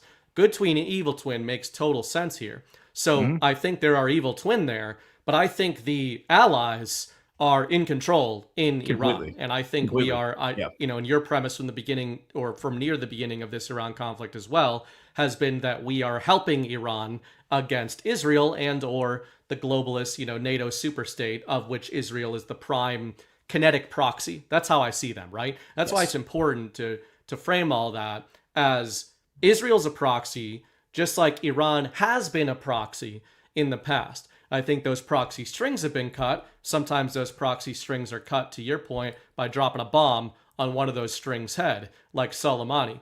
So I absolutely think that that's the case, but I absolutely believe that Iran is our ally. And, people can call me crazy and they can say whatever they want to, but I'm not going to look that crazy when in 6 weeks, in 6 months, in 2 years, Donald Trump announces a historic alliance, an agreement, an economic reconstruction project with the Iranian regime.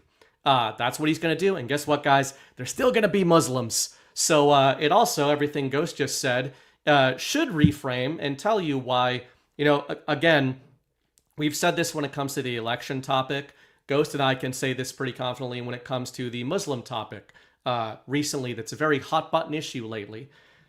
When we take the first principle stances we do, which is that while, yes, we want illegal immigrants, especially criminals, deported from the United States, when you see the entire Con Inc. machine spin up the Muslims are going to get you narrative, we tend to take the opposite stance because we can see that for what it is.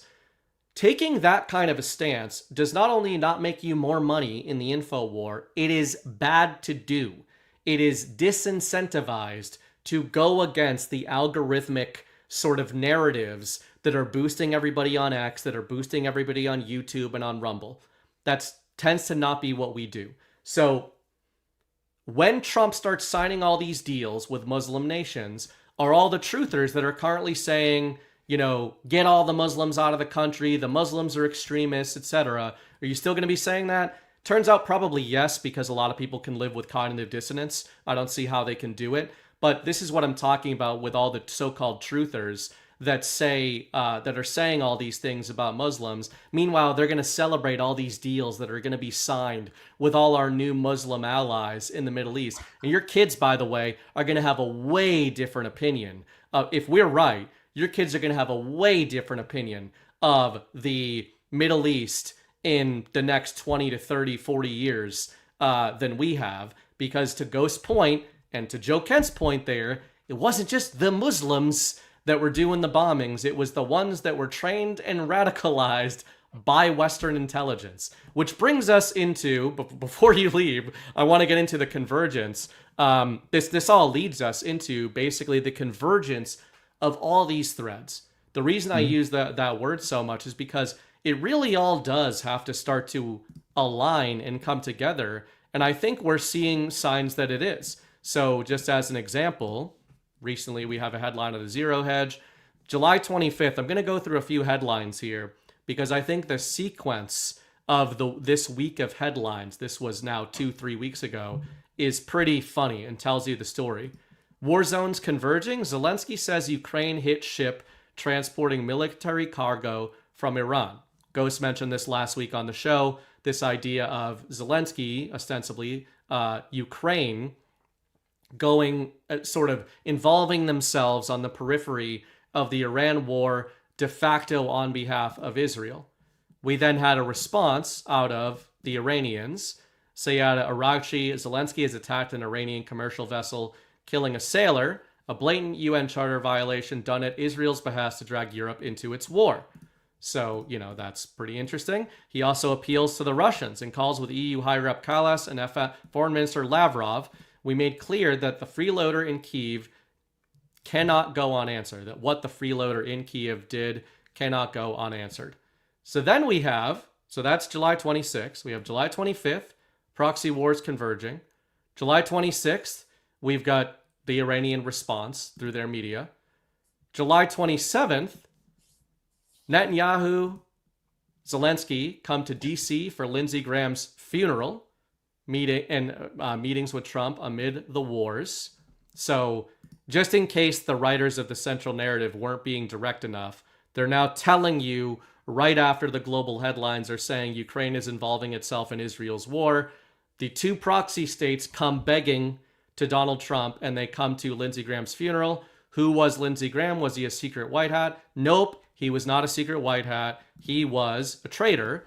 And if you don't believe me, this is what he was saying about Iran. Well, I guess it depends on what you think, of whether or not you think this is all going somewhere good or bad. But take a listen to this documentary footage that was released that same week, the day before Zelensky and Netanyahu come to pay their respects to Lindsey Graham. Has been knocked out now. Their missile count is going way down. Amazingly, they're hitting countries that Look what we've done here. I know. I almost cried. Yeah. I mean, like, how long have we been pushing this? Well, I mean, you've been pushing this for years, right? Right, it's here. I talked to Trump this morning. It's literally. Oh, he's Jack. Yeah. It's the best thing I've ever done. He loves blowing stuff up. So, there are a lot of people inside didn't want to do it. So I've had my challenges. But President Trump, when he gets into the zone, he listens, he asks good questions, no tweeting.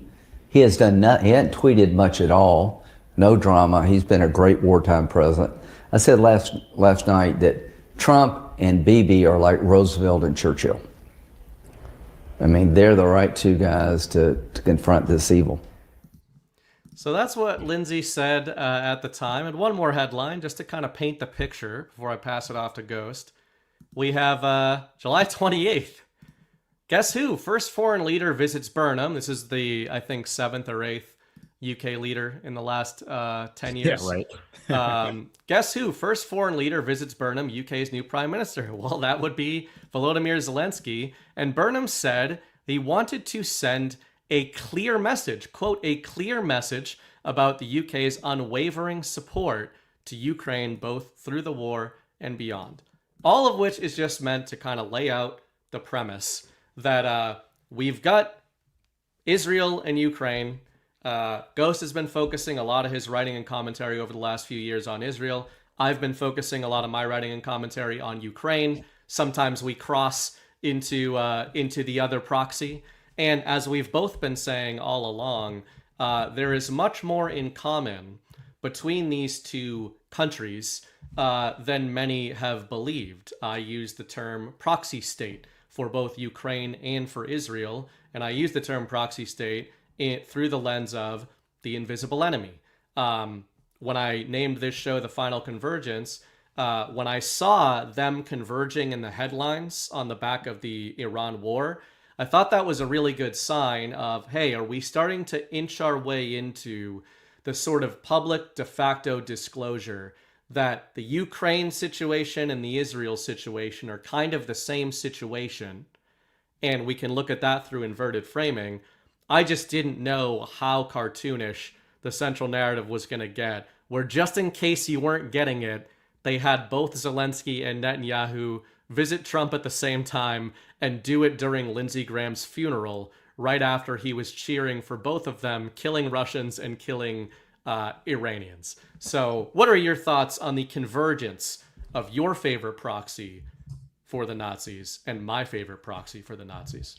Yeah, well, I mean, it makes perfect sense. American politics, I think we can all agree at this point that American politics is the Bolsheviks versus the Zionists. Like that's what the fake paradigm that we've been sold.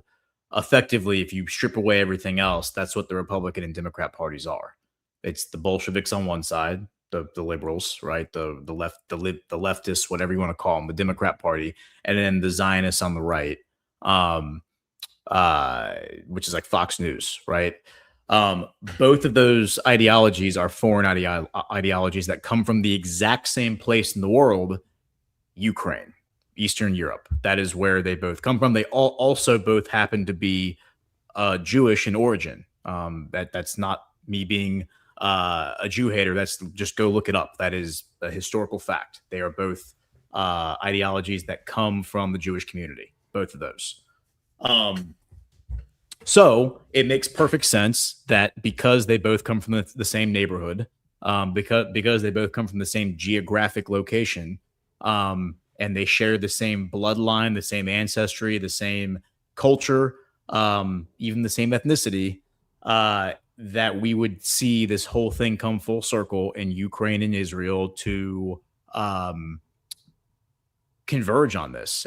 It's also, if you've been tracking this stuff for years, it's not really that surprising. I mean, here's a December 24th, 2022 article. Ukraine official urges the liquidation of Iranian weapons factory. This is Mikhailo Podolyak said that Iran, quote, blatantly humiliates the institution of international sanctions before calling for the destruction of Iranian weapon factories. In response, this guy is a top advisor to Zelensky, or he was back then. I don't know where he is now. It says Kiev has accused Tehran of supplying 1,700 Shahed 136 loitering munitions to Moscow, which it says has been used to hit targets in Ukraine since September. Iran denies the allegation. And then if we jump ahead to this article, which is right...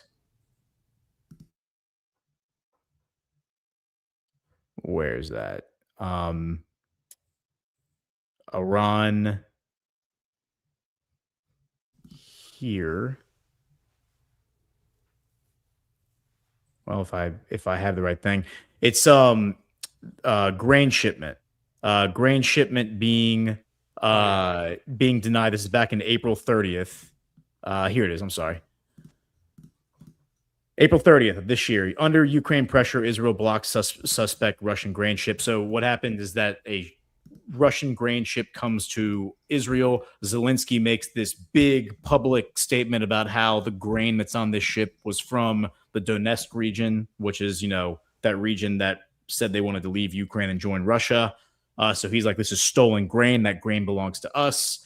If you accept it, you will be sanctioned by Ukraine. Netanyahu, you better not accept it. Well, guess what happens? Israel told the ship to turn around and go home. They didn't accept the grain. This was back in April. So, and then of course we have this article from just a few days ago, which is Ukraine attacks a ship that is coming from Iran to go help Russia. So this is not something that is completely happened under the radar. Here's the Financial Times, Gideon Rachman from July 27, 2026, Ukraine, Iran, and how regional wars go global. So he's talking about the convergence of this. Now it's something that we've been tracking for a long time, but now the globalist media, they're recognizing this is happening now. Of course this is happening. But again, I think it's all connected ideology. Ideologically, it's all connected.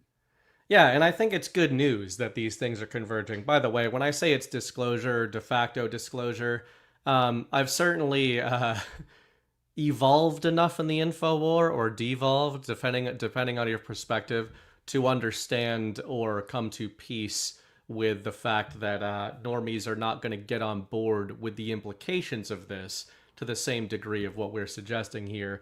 But I do think overall it's a good thing that the proxy states of Ukraine and Israel are being conflated and converging in the central narrative. And again, that they made it very cartoonish when it came to Lindsey Graham's funeral. keep in mind that the left side of the aisle in the mindscape sees Lindsey Graham as representative of all the worst of conservatism. They're correct to look at that, which is no defense of them and all their socialist bent. It's just to say that Lindsey Graham is representative of everything bad about conservatism over the last 40 years or so. All the adventurism, all the jingoism, all that kind of stuff, right? The bad kind of nationalism, the militant nationalism type of stuff, imperialism, basically. That's all what Lindsey Graham represents. To conflate themselves with Lindsey Graham, that's why I think there's an Our Boy Zelensky framing to all of this. There's definitely, to quote Chris Paul, an Our Boy Yoo-hoo component to all of this. To me, Zelensky and Netanyahu parading themselves around Lindsey Graham's funeral is a humiliation ritual for them and for their nations.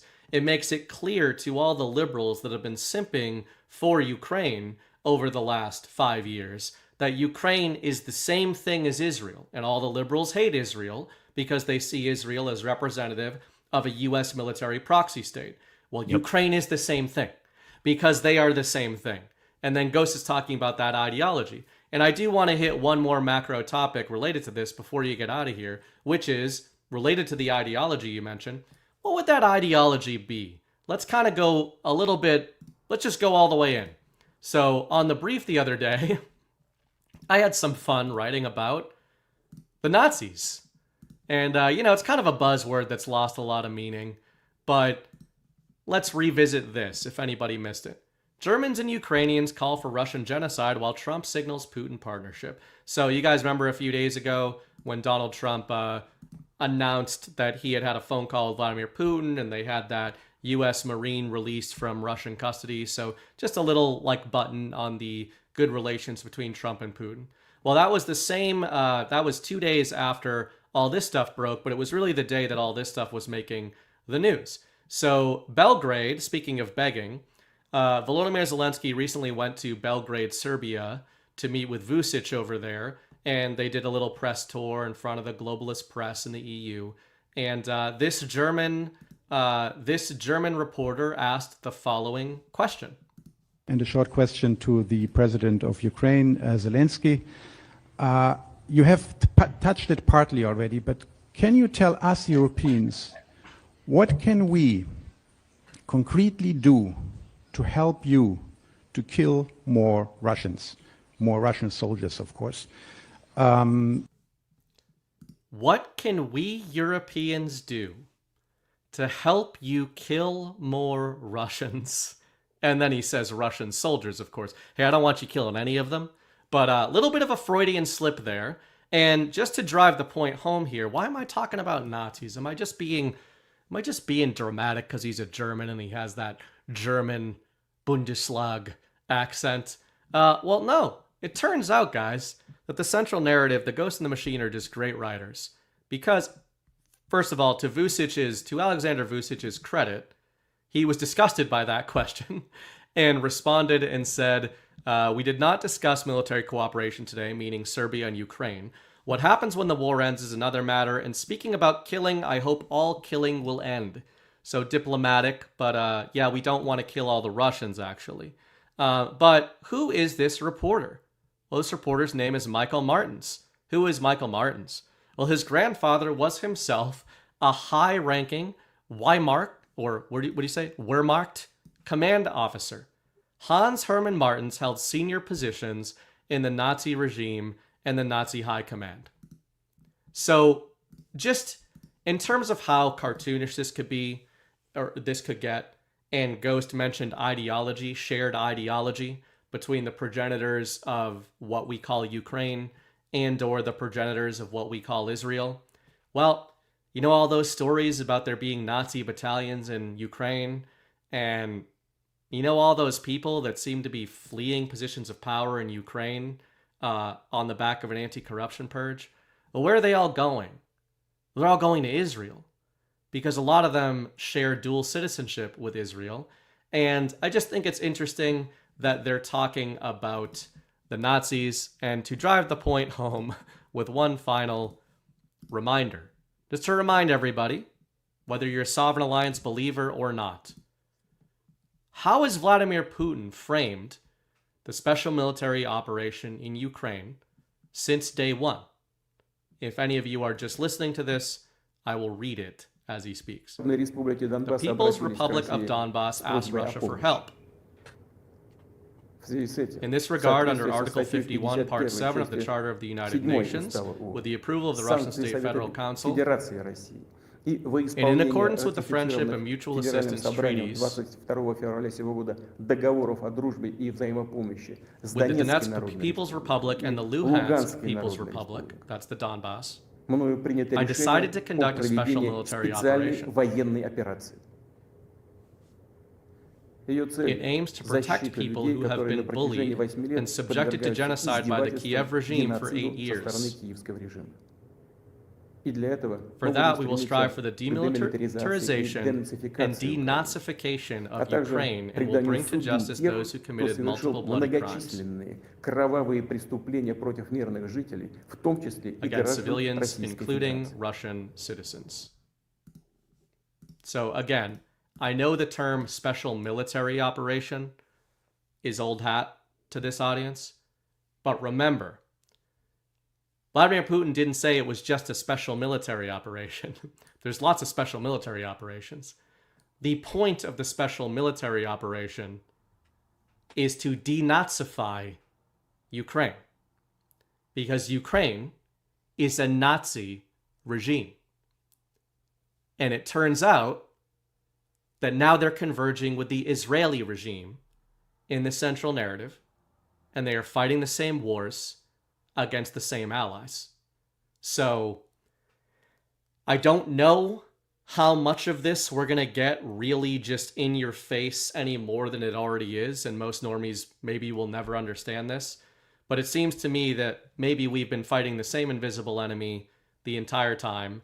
Maybe the people who won World War II are not the people that you were told won World War II, and I just think it's interesting that Putin's original framing of the special military operation is kind of coming back around and sort of de facto being confirmed by the proxies themselves.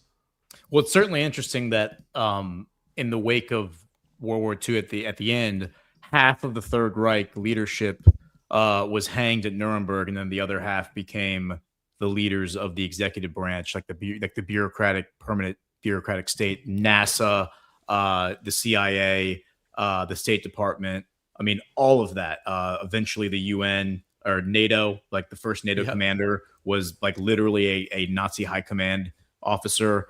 It's really interesting how that happened. People don't believe you when you say that stuff, and you can just like, it's all they admit it. They're like, oh, well, you know, things got a little crazy in the 50s. It's literally on like Wikipedia. Not that Wikipedia is like the end all be all, but that's how open it is. That like they don't. This isn't like cryptic knowledge. This is out in the open. Like, yes, this guy was a top leader in the Weimar, and he became the first NATO like general secretary, secretary general or whatever. It's crazy. It's crazy that's what happened, but that is literally what happened. I'll hit a few headlines just to like better fortify your point. This is from today. Ukrainian conscription officers detain Orthodox bishop amid church crackdown. So this is like a pattern that's been happening in Ukraine for a while now.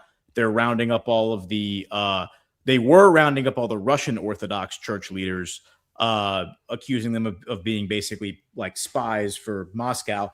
Now they're rounding up apparently the Ukrainian Orthodox church leaders, because there was a schism in the Russian Orthodox church. You had Ukrainian Orthodox and Russian Orthodox. So now they're just going after all the Christian leaders in Ukraine. Even the Ukrainian Orthodox church leaders are now being rounded up by the Nazi regime, as you say. We then have let's see here. We then have Ben Gvir. This is the national security minister for Israel, publicly calling for 30 to 40 Gazan people. It doesn't specify Hamas, just says people in Gaza should be killed every single night until all 2 million of the people in Gaza that are left leave permanently. So he's saying we should just go through and just start murdering the first 30 to 40 people we come across men, women, children, whatever, until the rest of them are scared enough just to leave on their own, and then it'll be empty, and so we can just have it.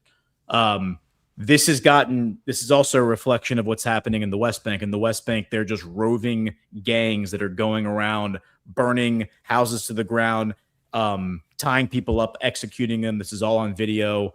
And it's gotten so bad that even Mike Huckabee, who refuses to ever criticize the state of Israel, has said now in a public interview that what these people are doing, they are terrorists. They are Jewish terrorists. They are Israeli terrorists is the word he used to describe them. And a lot of these people, by the way, are Americans. These are American citizens who were raised in these kabod, ultra-Orthodox communities in America.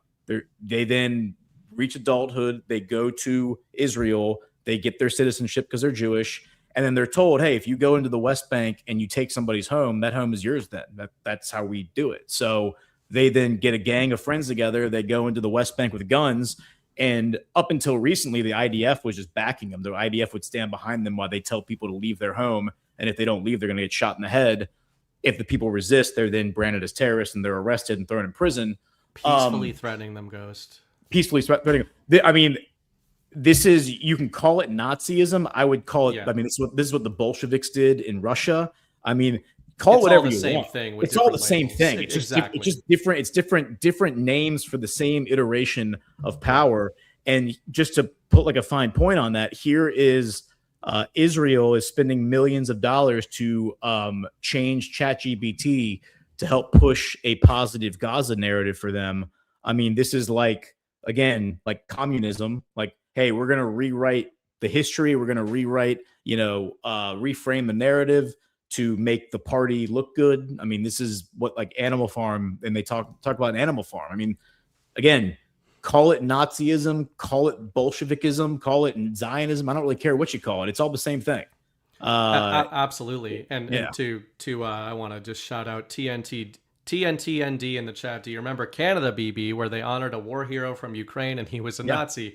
And to your point, Ghost, I think it's a great thing to clarify. Nazism. I use Nazism because it's of the last century. It's that catch-all, right? Like, it's ubiquitous. You say to anybody who's been subjected to Western pop culture, world history, education, political history, right, left, center, libertarian, socialist, conservative, Christian, atheist, everybody has in common in our paradigm, the Nazis equal the bad guys, right? Like, they are ubiquitous with the word Nazi is ubiquitous with evil. It's essentially just the modern vernacular way of calling somebody so irredeemably evil that you can justify whatever you want to do to the Nazis, and you're basically describing what you think the Nazis represent. And so when I'm saying that there's this denazification, this convergence, I agree with you. It's not literally a Nazi party. It's not the Third Reich. I'm not referencing Germany. I'm saying that the ideology, to your earlier point, is baked in. It's the same ideology. It's the same people. It's the same globalists. It's the same, to your point about the Christian war, it's Satanists is who these people are.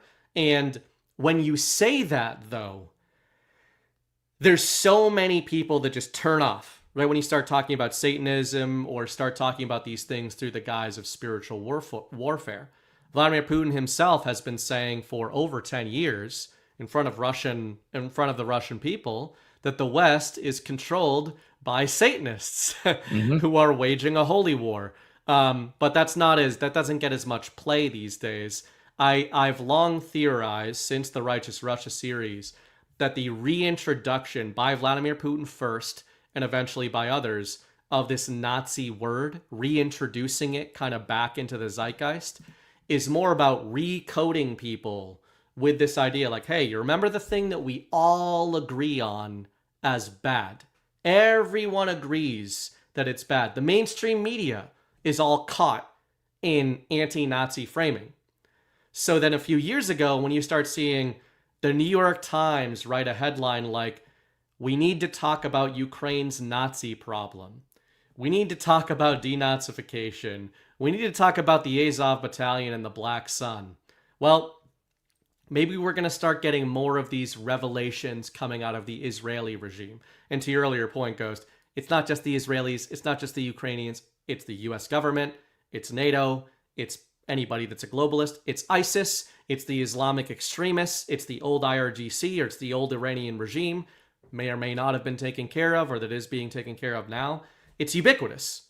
Yeah. But what I think is so interesting about the convergence and the reintroduction of that Nazi terminology and that Nazi prime villain in the Western psyche now is that the context in which that term and that ideology is being reintroduced is these twin proxy wars, Ukraine and Israel.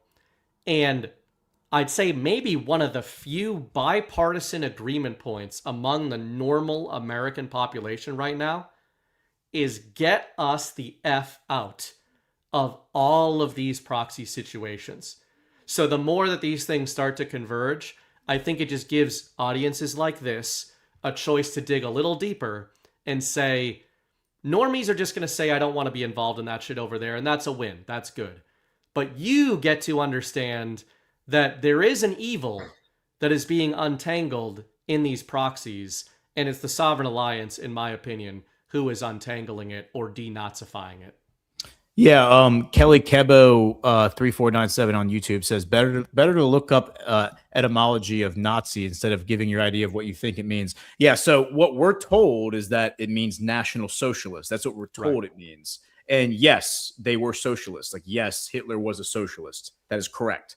However, I have stumbled onto literature from the 70s written by people who were actually alive during the 30s, who their assertion is that what it actually means is nationalist Zionist movement. That's what they're like. They may be right, they may be wrong, but these are writings from 50 years ago where they're saying that the ZI actually stands for Zionist, which actually tracks because there were 100,000 Jewish soldiers in the Weimar, which doesn't make any sense. Why were there Jewish soldiers in entire Jewish battalions in the Third Reich army if they were like such horrible anti-Semites? My guess is that they probably were Zionists against anti-Zionists, and maybe the people who were rounded up were anti-Zionists. I don't know. That's what the literature from the 70s seems to suggest. I will remind everybody that the entire reason that Palestine was settled by Eastern European Jews is because Hitler facilitated their transport with the backing of London banks, the Bank of Palestine, and the World Zionist Bank and other banks like it. And to kind of bring all of that full circle, I think it's worth sharing the screen. We talked about Laura Loomer last week. We talked about how she has been going hard in the paint against Putin, framing up Russia as like the greatest evil of all time, interviewing Zelensky, interviewing the founder of the Azov Battalion. Here she is once again, and I've been tracking her now for over a year of being like, here's Laura Loomer directly subverting President Trump. President Trump comes out and says something, and she comes up right behind him and is like, here's why what President Trump said is wrong. Right. Here's her post, screenshotting Trump's tweet about North Korea. She says, North Korea just provided Russia with thousands of missiles to attack Ukraine. Russia is working with Iran to murder U.S. citizens. I wouldn't exactly call North Korea unthreatening, and respectfully, personally, now that we know Russia has been giving weapons and satellite imagery to Iran to kill U.S. soldiers, but South Korea should have assisted the U.S. with denuclearizing Iran. When President Trump is out of office, all of these relationships he made will fail to carry over because there's nobody in the GOP who commands the same level of respect from world leaders as President Trump. I would agree with her that there's no one in the GOP who's going to continue this. She also goes on to quote post. This is laugh out loud funny. She's quote posting one of her own posts from March 24th, 2026, where she says, "Scoop, CIA source tells me the CIA has hard evidence that Turkey, and more specifically that the Erdogan administration, has specifically directed spending for podcasters to undermine the Trump administration's Middle East agenda. The CIA has evidence of this Turkish funding going to at least one female podcaster and at least one male podcaster. Turkey is the largest financier of the Muslim Brotherhood." And then and she's saying, yeah, right. She caught us. She says in her like repost of it from 12 hours ago. Do you all remember when I exclusively reported how my source at the CIA told me the CIA has evidence that the woke right podcasters have been paid millions of dollars by Erdogan's government in Turkey? Whatever. She goes on to talk about it. And then at the end, she says, shout out to my CIA source. It's like, well, talk about reverse indicators. And the best thing, it's actually perfect. The first one, I hadn't seen the first message you shared. What's so great is we started the show with Trump's messaging. Like we started with the Mecca stuff, but then we got into Trump's messaging on Korea. And of course I went on a rant about how if you take hop 2 beyond hop 1 of Trump talking about Korea, North Korea being our ally, he's also saying the Russians are our allies. And to your point there with Loomer, she knows that's what he's saying. Yes. She knows that Trump and Putin are allies, and she can't abide by that. And to your other point there, she's issuing a Freudian slip, which is, who else can't abide that? The Republican Party cannot abide an alliance between the Russians and the Americans because they're the bad guys. The GOP are the bad guys, as are the Democratic Party. And I know you got to get going, so this is a perfect button here to all of this. So, going to show a couple headlines, couple quotes here. This is from, you may remember this, May 20th, 2025. Trump and Putin shared warm memories of Russia-U.S. alliance in World War II, Kremlin official says. Quote, the leaders spoke at length and warmly about how our countries were allies during World War II against Nazi Germany and militarist Japan. Trump remembers this brotherhood in arms and said with regret that our countries are not only no longer together, but very far apart due to strange circumstances. He said Trump was deeply impressed by the Soviet Union's wartime losses. The comment followed criticism from Russian officials after Trump claimed the U.S. did more than any other country in producing a victorious result in World War II. Trump shared with Putin that many in America simply don't believe him, but the fact remains that Russians sacrificed their lives more than anyone else. So that's one. Trump reminding us 29 million Russians died in World War II. Just against the Nazis. Yeah. And then listen to this short rant here. This is less than 2 minutes. This is just a month later, June 2025.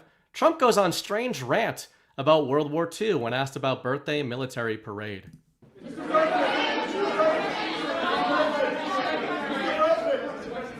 Mr. President, for Americans that are coming to Washington on Saturday for military parade, it's going to be a great day. What would you like folks to take away from that day? What would you hope that they would remember? And also, Mr. President, our country is, and how strong our military is. We have the strongest military in the world.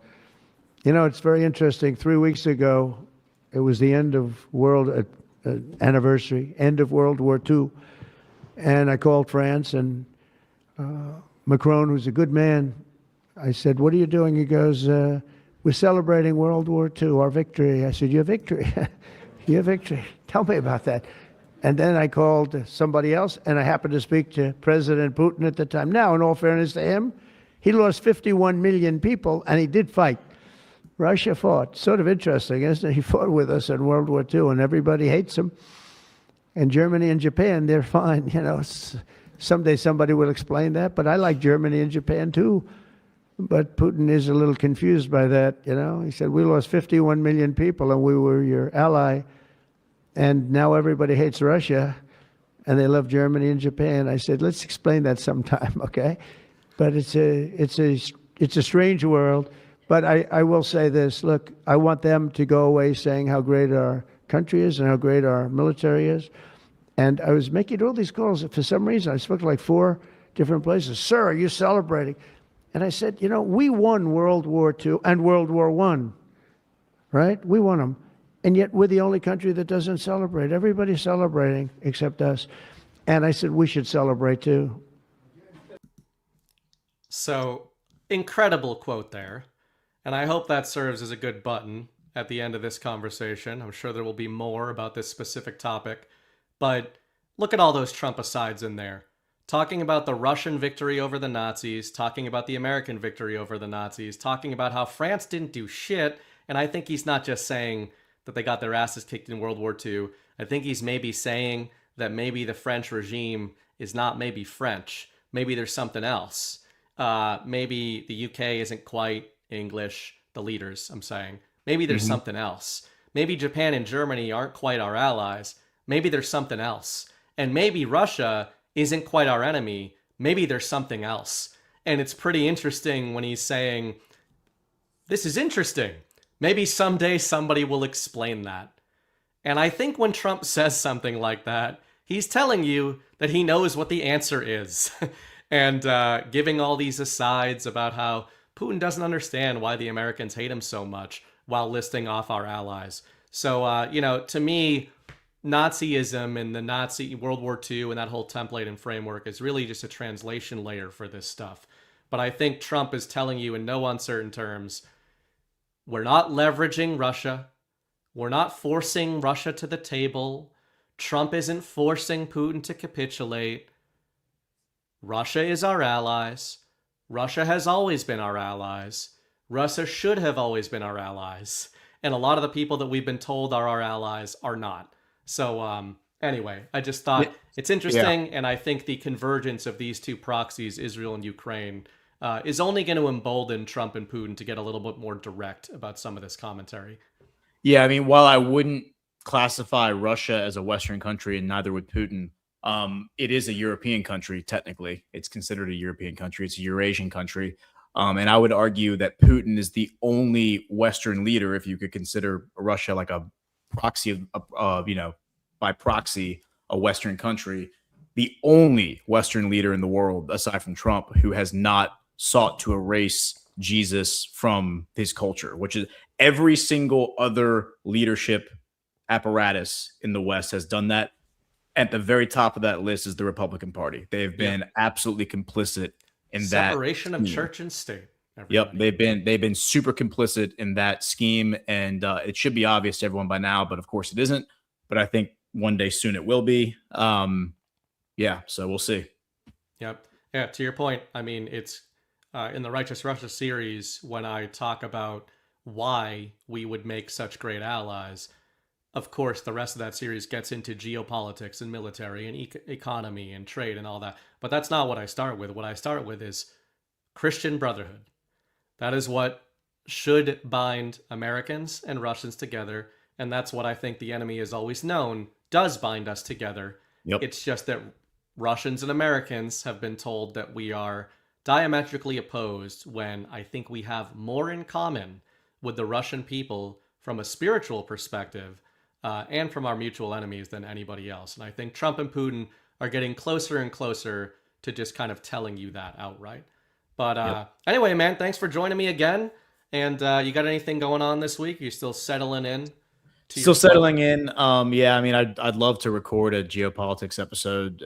If I can find time, I'll do that. I mean, I am doing the Chosen show, like the Choice with Ash, just because we only have like 6 episodes left until we're done with the whole series, up until they come out the next season in a few months. So I am gonna that is one thing that I'm definitely blocking out time to record. So Thursdays at 11. But yeah, I mean, we'll see. So hopefully I can get a geopolitics episode maybe recorded this week, but certainly going to be in the news brief. So you can catch all my stuff in the news brief. I'll be signing off here and going and editing tonight's tomorrow morning's edition. Badlands Media Substack. Yeah. Thanks to everybody who's supporting us over there, guys. We don't push it a whole lot, but Ghost, myself, and Ash work on this 5 or 6 nights a week. We also do an exclusive 1-hour show that goes out to all the Substack subscribers.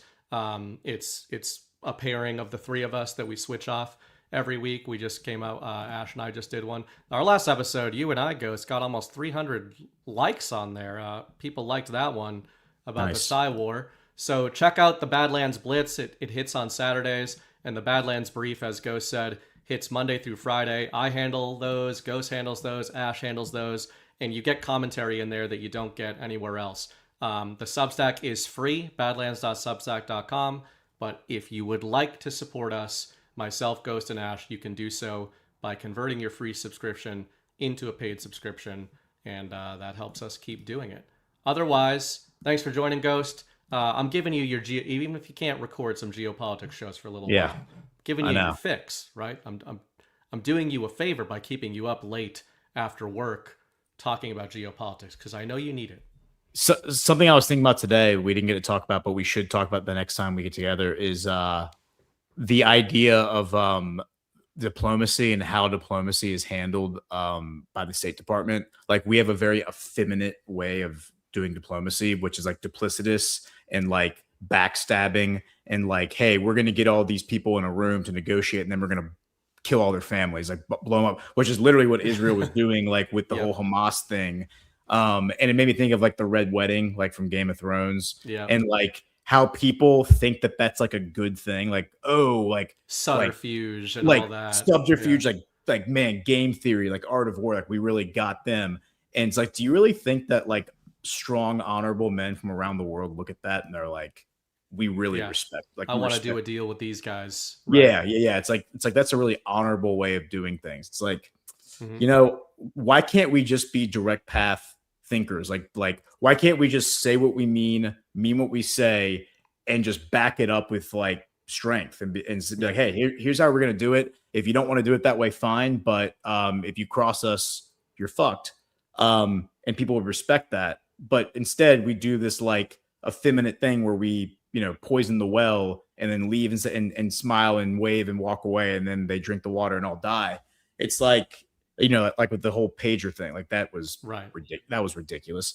It's just like, do we want people to respect us, or do we want to just be like the duplicitous masters of the world that everyone fears, which is a very brittle power? That would be something that would be worth, I think, exploring. Definitely. And you've been bang on for a while talking about honor culture as one of the real core themes that binds the Sovereign Alliance together. Because we often talk about the Sovereign Alliance through geopolitical framing, through you know, mutual multipolarity, mutual advantage, economic and military advantage. But to your point, the core, the foundation, is actually has to be shared values, even with the Muslims, guys, because the Muslim countries. I'm gonna keep trolling people with that, just like Ghost should. It turns out that some of them have honor culture too, just like some Christians have honor culture. So yeah, that's a great one. We should do that next time. All right, Ghost, thanks for joining me. Get into your brief cage. Yep. All right, man. All Thanks right, for having me. See you next time. See you later. All right, guys. Hope you enjoyed that. Always great with Ghost. Believe it or not, and this isn't even a long show for Ghost and I. 2 hours, 16 minutes. It's barely. That's but a scratch. Believe it or not, guys, the Blitz, even when it features Ghost and I, is about an hour. We aim for 60 minutes. Sometimes it goes 70. I'd say Ash's episodes tend to be a little longer. I'm, of course, extremely judicious and concise with all of my points, but you know, you get Ash and Ghost going and they won't stop. And speaking of, Ash will be joining me next week on The Narrative. That will be a fun one. We are going to talk about the weapons of the enemy refrain. I reference it. I've gone on many rants about it over the years, inspired by Lord of the Rings, of course. But we've had some interesting conversations. Our last Blitz episode we recorded that came out on Saturday actually kind of teed us up for next week on The Narrative, where we're going to talk about public-private partnerships, military-civilian alliance, and weapons of the enemy in terms of how one of the most interesting aspects of the plan, the so-called military plan, the Trump plan, etc., against the globalist deep state, but especially against the United States insurgency, which we all know is an insurgency, how Trump has been using many of the weapons that if the enemy didn't create those weapons and apparatus, administrative state, FBI, CIA, DOJ, etc., they certainly subverted those. And a lot of those weapons are being used against them. So we've talked about this. We've talked around this in many ways. So I thought it would be interesting to do a whole deep dive episode on what apparatus, what frameworks do we sort of see as enemy coded that have been used to subjugate us, and how are those very weapons being turned around on them? And, you know, is that a permanent state of affairs, or can we graduate beyond that? So check us out next Sunday night. Otherwise, I'll get to your rants here. Cam Cooksey, the cause of TDS isn't President Trump, it's fear. And the catalyst for the onset of the syndrome is any talking head telling you how to think. Also, shout out to both the Black and Red Irish. Damn straight, I am what they call Black Irish, which is a real thing. Babbage, who's gathering the YouTube rants, so I appreciate that because just the way I have my setup, I can't do both at once. I'll have to figure out how to do that.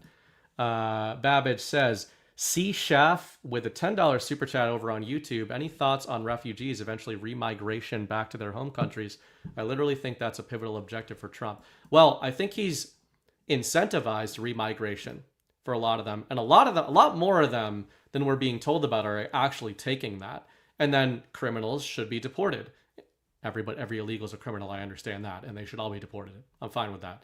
I'm just saying that the remigration is going better than Con Inc. would have you believe. Maybe not in Spain, but in the U.S. it's going pretty well. Patrick J17, I truly miss your take on reality, Ghost. I hope you enjoyed your Ghost fix tonight. Keith O'Higgins, the Israeli military science plan was 2 weeks to flatten the Kurds. And then says, hard to believe Bolsheviks versus Zionist narrative. If Zelensky is closing down churches, Putin is pro-church. More like spiritual battle of Khazarian versus Christian. Israel bankrolling the wrong side. Certainly makes you wonder about all that. But thank you guys for the support. If you're watching this on a delay, you can always send a boost over to the narrative if you want to. You don't have to, of course. And before we get out of here, I appealed to you guys about the Badlands Substack. I have been really trying to get my ass in gear, more so than it already was. And I'm doing more consistent themed content over on my Substack, burningbright.substack.com. Everything over there is free. I'm trying to do a couple of bright briefs a week that are, I wouldn't say they're brief, but they're briefer than what I call my features. They really are briefer now. Up to 2,000 words. Take you 20, 30 minutes to get through one of them. It's allowing me to do 2 or 3 of these a week. For instance, I talked about the Sword of Damocles this week. I talked about Mother Russia, exceedingly clever, as you can see there. Got some different branding I'm working with there. It's all free, burningbright.substack.com, but your support over there goes the furthest of anywhere. When you guys sign up for a paid subscription on my Substack or on the Badlands Substack, Substack so far has not censored us over years of writing the craziest shit in the world. That all happens to be true. But your support over there really goes a long way. They take very little out. And my most recent feature over there is called Revenge of the Real. Just came out this weekend. Revenge of the Real, how the real war is being won beneath the headlines of the fake one. You are seeing some other truthers begin to tiptoe into the Scott Bessent territory. The Bright Army faithful will know that Bessent was my favorite of the incoming. Pay no attention to that. That's just a little inside joke between the Bright Army and me, which you would know if you were part of the Bright Army on the Substack. But you can get in there and see what I'm going on about when it comes to Scott Bessent, who I called the Wolf of Main Street in 2025, who is Donald Trump's key demolitions expert. Scott Bessent, in my opinion, is currently the commanding general on the battlefield of the real Operation Epic Fury, which is called Operation Economic Fury. Some people thought Scott Bessent was joking when he said Operation Economic Fury earlier this year. He was not. And I lay out in this article, as well as in the preludes to it, Reality Wars, exactly what I think Bessent is doing, what I thought he was going to do in 2024 and 2025, and which I think he is doing on Trump's behalf. And these are the kind of articles I thought nobody would like because they're about financial architecture that I've been trying to educate myself on over the last couple of years. But man, I think this is the most fascinating front in the shadow war right now. And I think it's very encouraging. So I got a lot of great feedback on this one. So I hope you guys check it out and enjoy it. And if somehow any of you are either new to my work or have never actually read the Righteous Russia series, or if you just want a refresher, it's what got me started in this stuff in 2022. Righteous Russia, Enemy of My Enemy, exploring Russia's role in the Sovereign Alliance. That's available on my Substack. You go to the homepage there. I wrote this 6 weeks before the special military operation in Ukraine. I framed Trump and Putin as allies under God, under Christ, as Americans and Russians, as spiritual allies and brothers, and projected that, just like one of those drops, those infamous drops suggested, we would be working directly with the Russians, and already had been for some time, in going against the globalist and satanic deep state. And if you don't think I was talking about the Ukrainian Nazis and the Satanists at the time, I was. In part 7 here, I wrote the trick on the true enemy and the never-ending war. It's been said that the greatest trick the devil ever pulled was in convincing the world he didn't exist. So I wrote this during the Righteous Russia series, and I'm old enough to remember where when I wrote this, while you guys in the Badlands audience did support it, the truth community did not. They called me a Russian propagandist. They were pro-Ukraine at that time. And do you guys know why many truthers were pro-Ukraine? That is because the GOP, the Republican Party, was pro-Ukraine and has been the whole time. If you still think Donald Trump is, I don't know what to tell you. I don't know how I can show you any more clearly than Trump already has. But anyway, go read the stuff. It's all free. You don't have to support anything over there. But just if you like it, you can, or you can buy me a coffee using my Buy Me a Coffee links if you want to. Try to do more work over there. I'm even considering trying to find the time somewhere to do my own podcast over on the Substack. Maybe like a weekly or bi-weekly, couple times a month sort of thing for my paid subscribers, because everything on there is free, and I've really actually never done anything to give back to the people who support me. But, you know, I still am humbled by it and appreciate that people choose to support us, even though they don't have to ever, because all this stuff is free. So we'll see about that. I'll keep you guys posted on that. But either way, check it out if you haven't already. And I'm going to leave you guys with a quote that is in the intro to this show and the outro. It is issued by the fictional character Darth Malgus, and he's referring to the Sith. But I want you to think about this through another lens, through the lens Ghost and I were talking about tonight. His quote is, "Our time has come. For 300 years we prepared, we grew stronger, while you rested in your cradle of power, believing your people were safe and protected. You were trusted to lead the Republic, but you were deceived, as our powers of the dark side have blinded you. You assumed no force could challenge you, but now finally we have returned. You were deceived, and now your Republic shall fall." I think that is the same thing that has happened to the West in the wake of World War II. Luckily, I think we're actually going to get a good ending to this one. But that's how I think of the Nazis. That's how I think of the Sith. That's how I think of Satanists. That's how I think of our so-called allies in NATO. And that is how I think of the Republican Party and the GOP. You assumed no force could challenge you. You were deceived. And yeah, we're going to take back the Republic against all these people, even if people keep calling us traitors for saying that we don't think voting in the midterms is the end-all, be-all. Otherwise, as I always say, the war is a story. The story is a war. Act accordingly. I'll see you guys next week.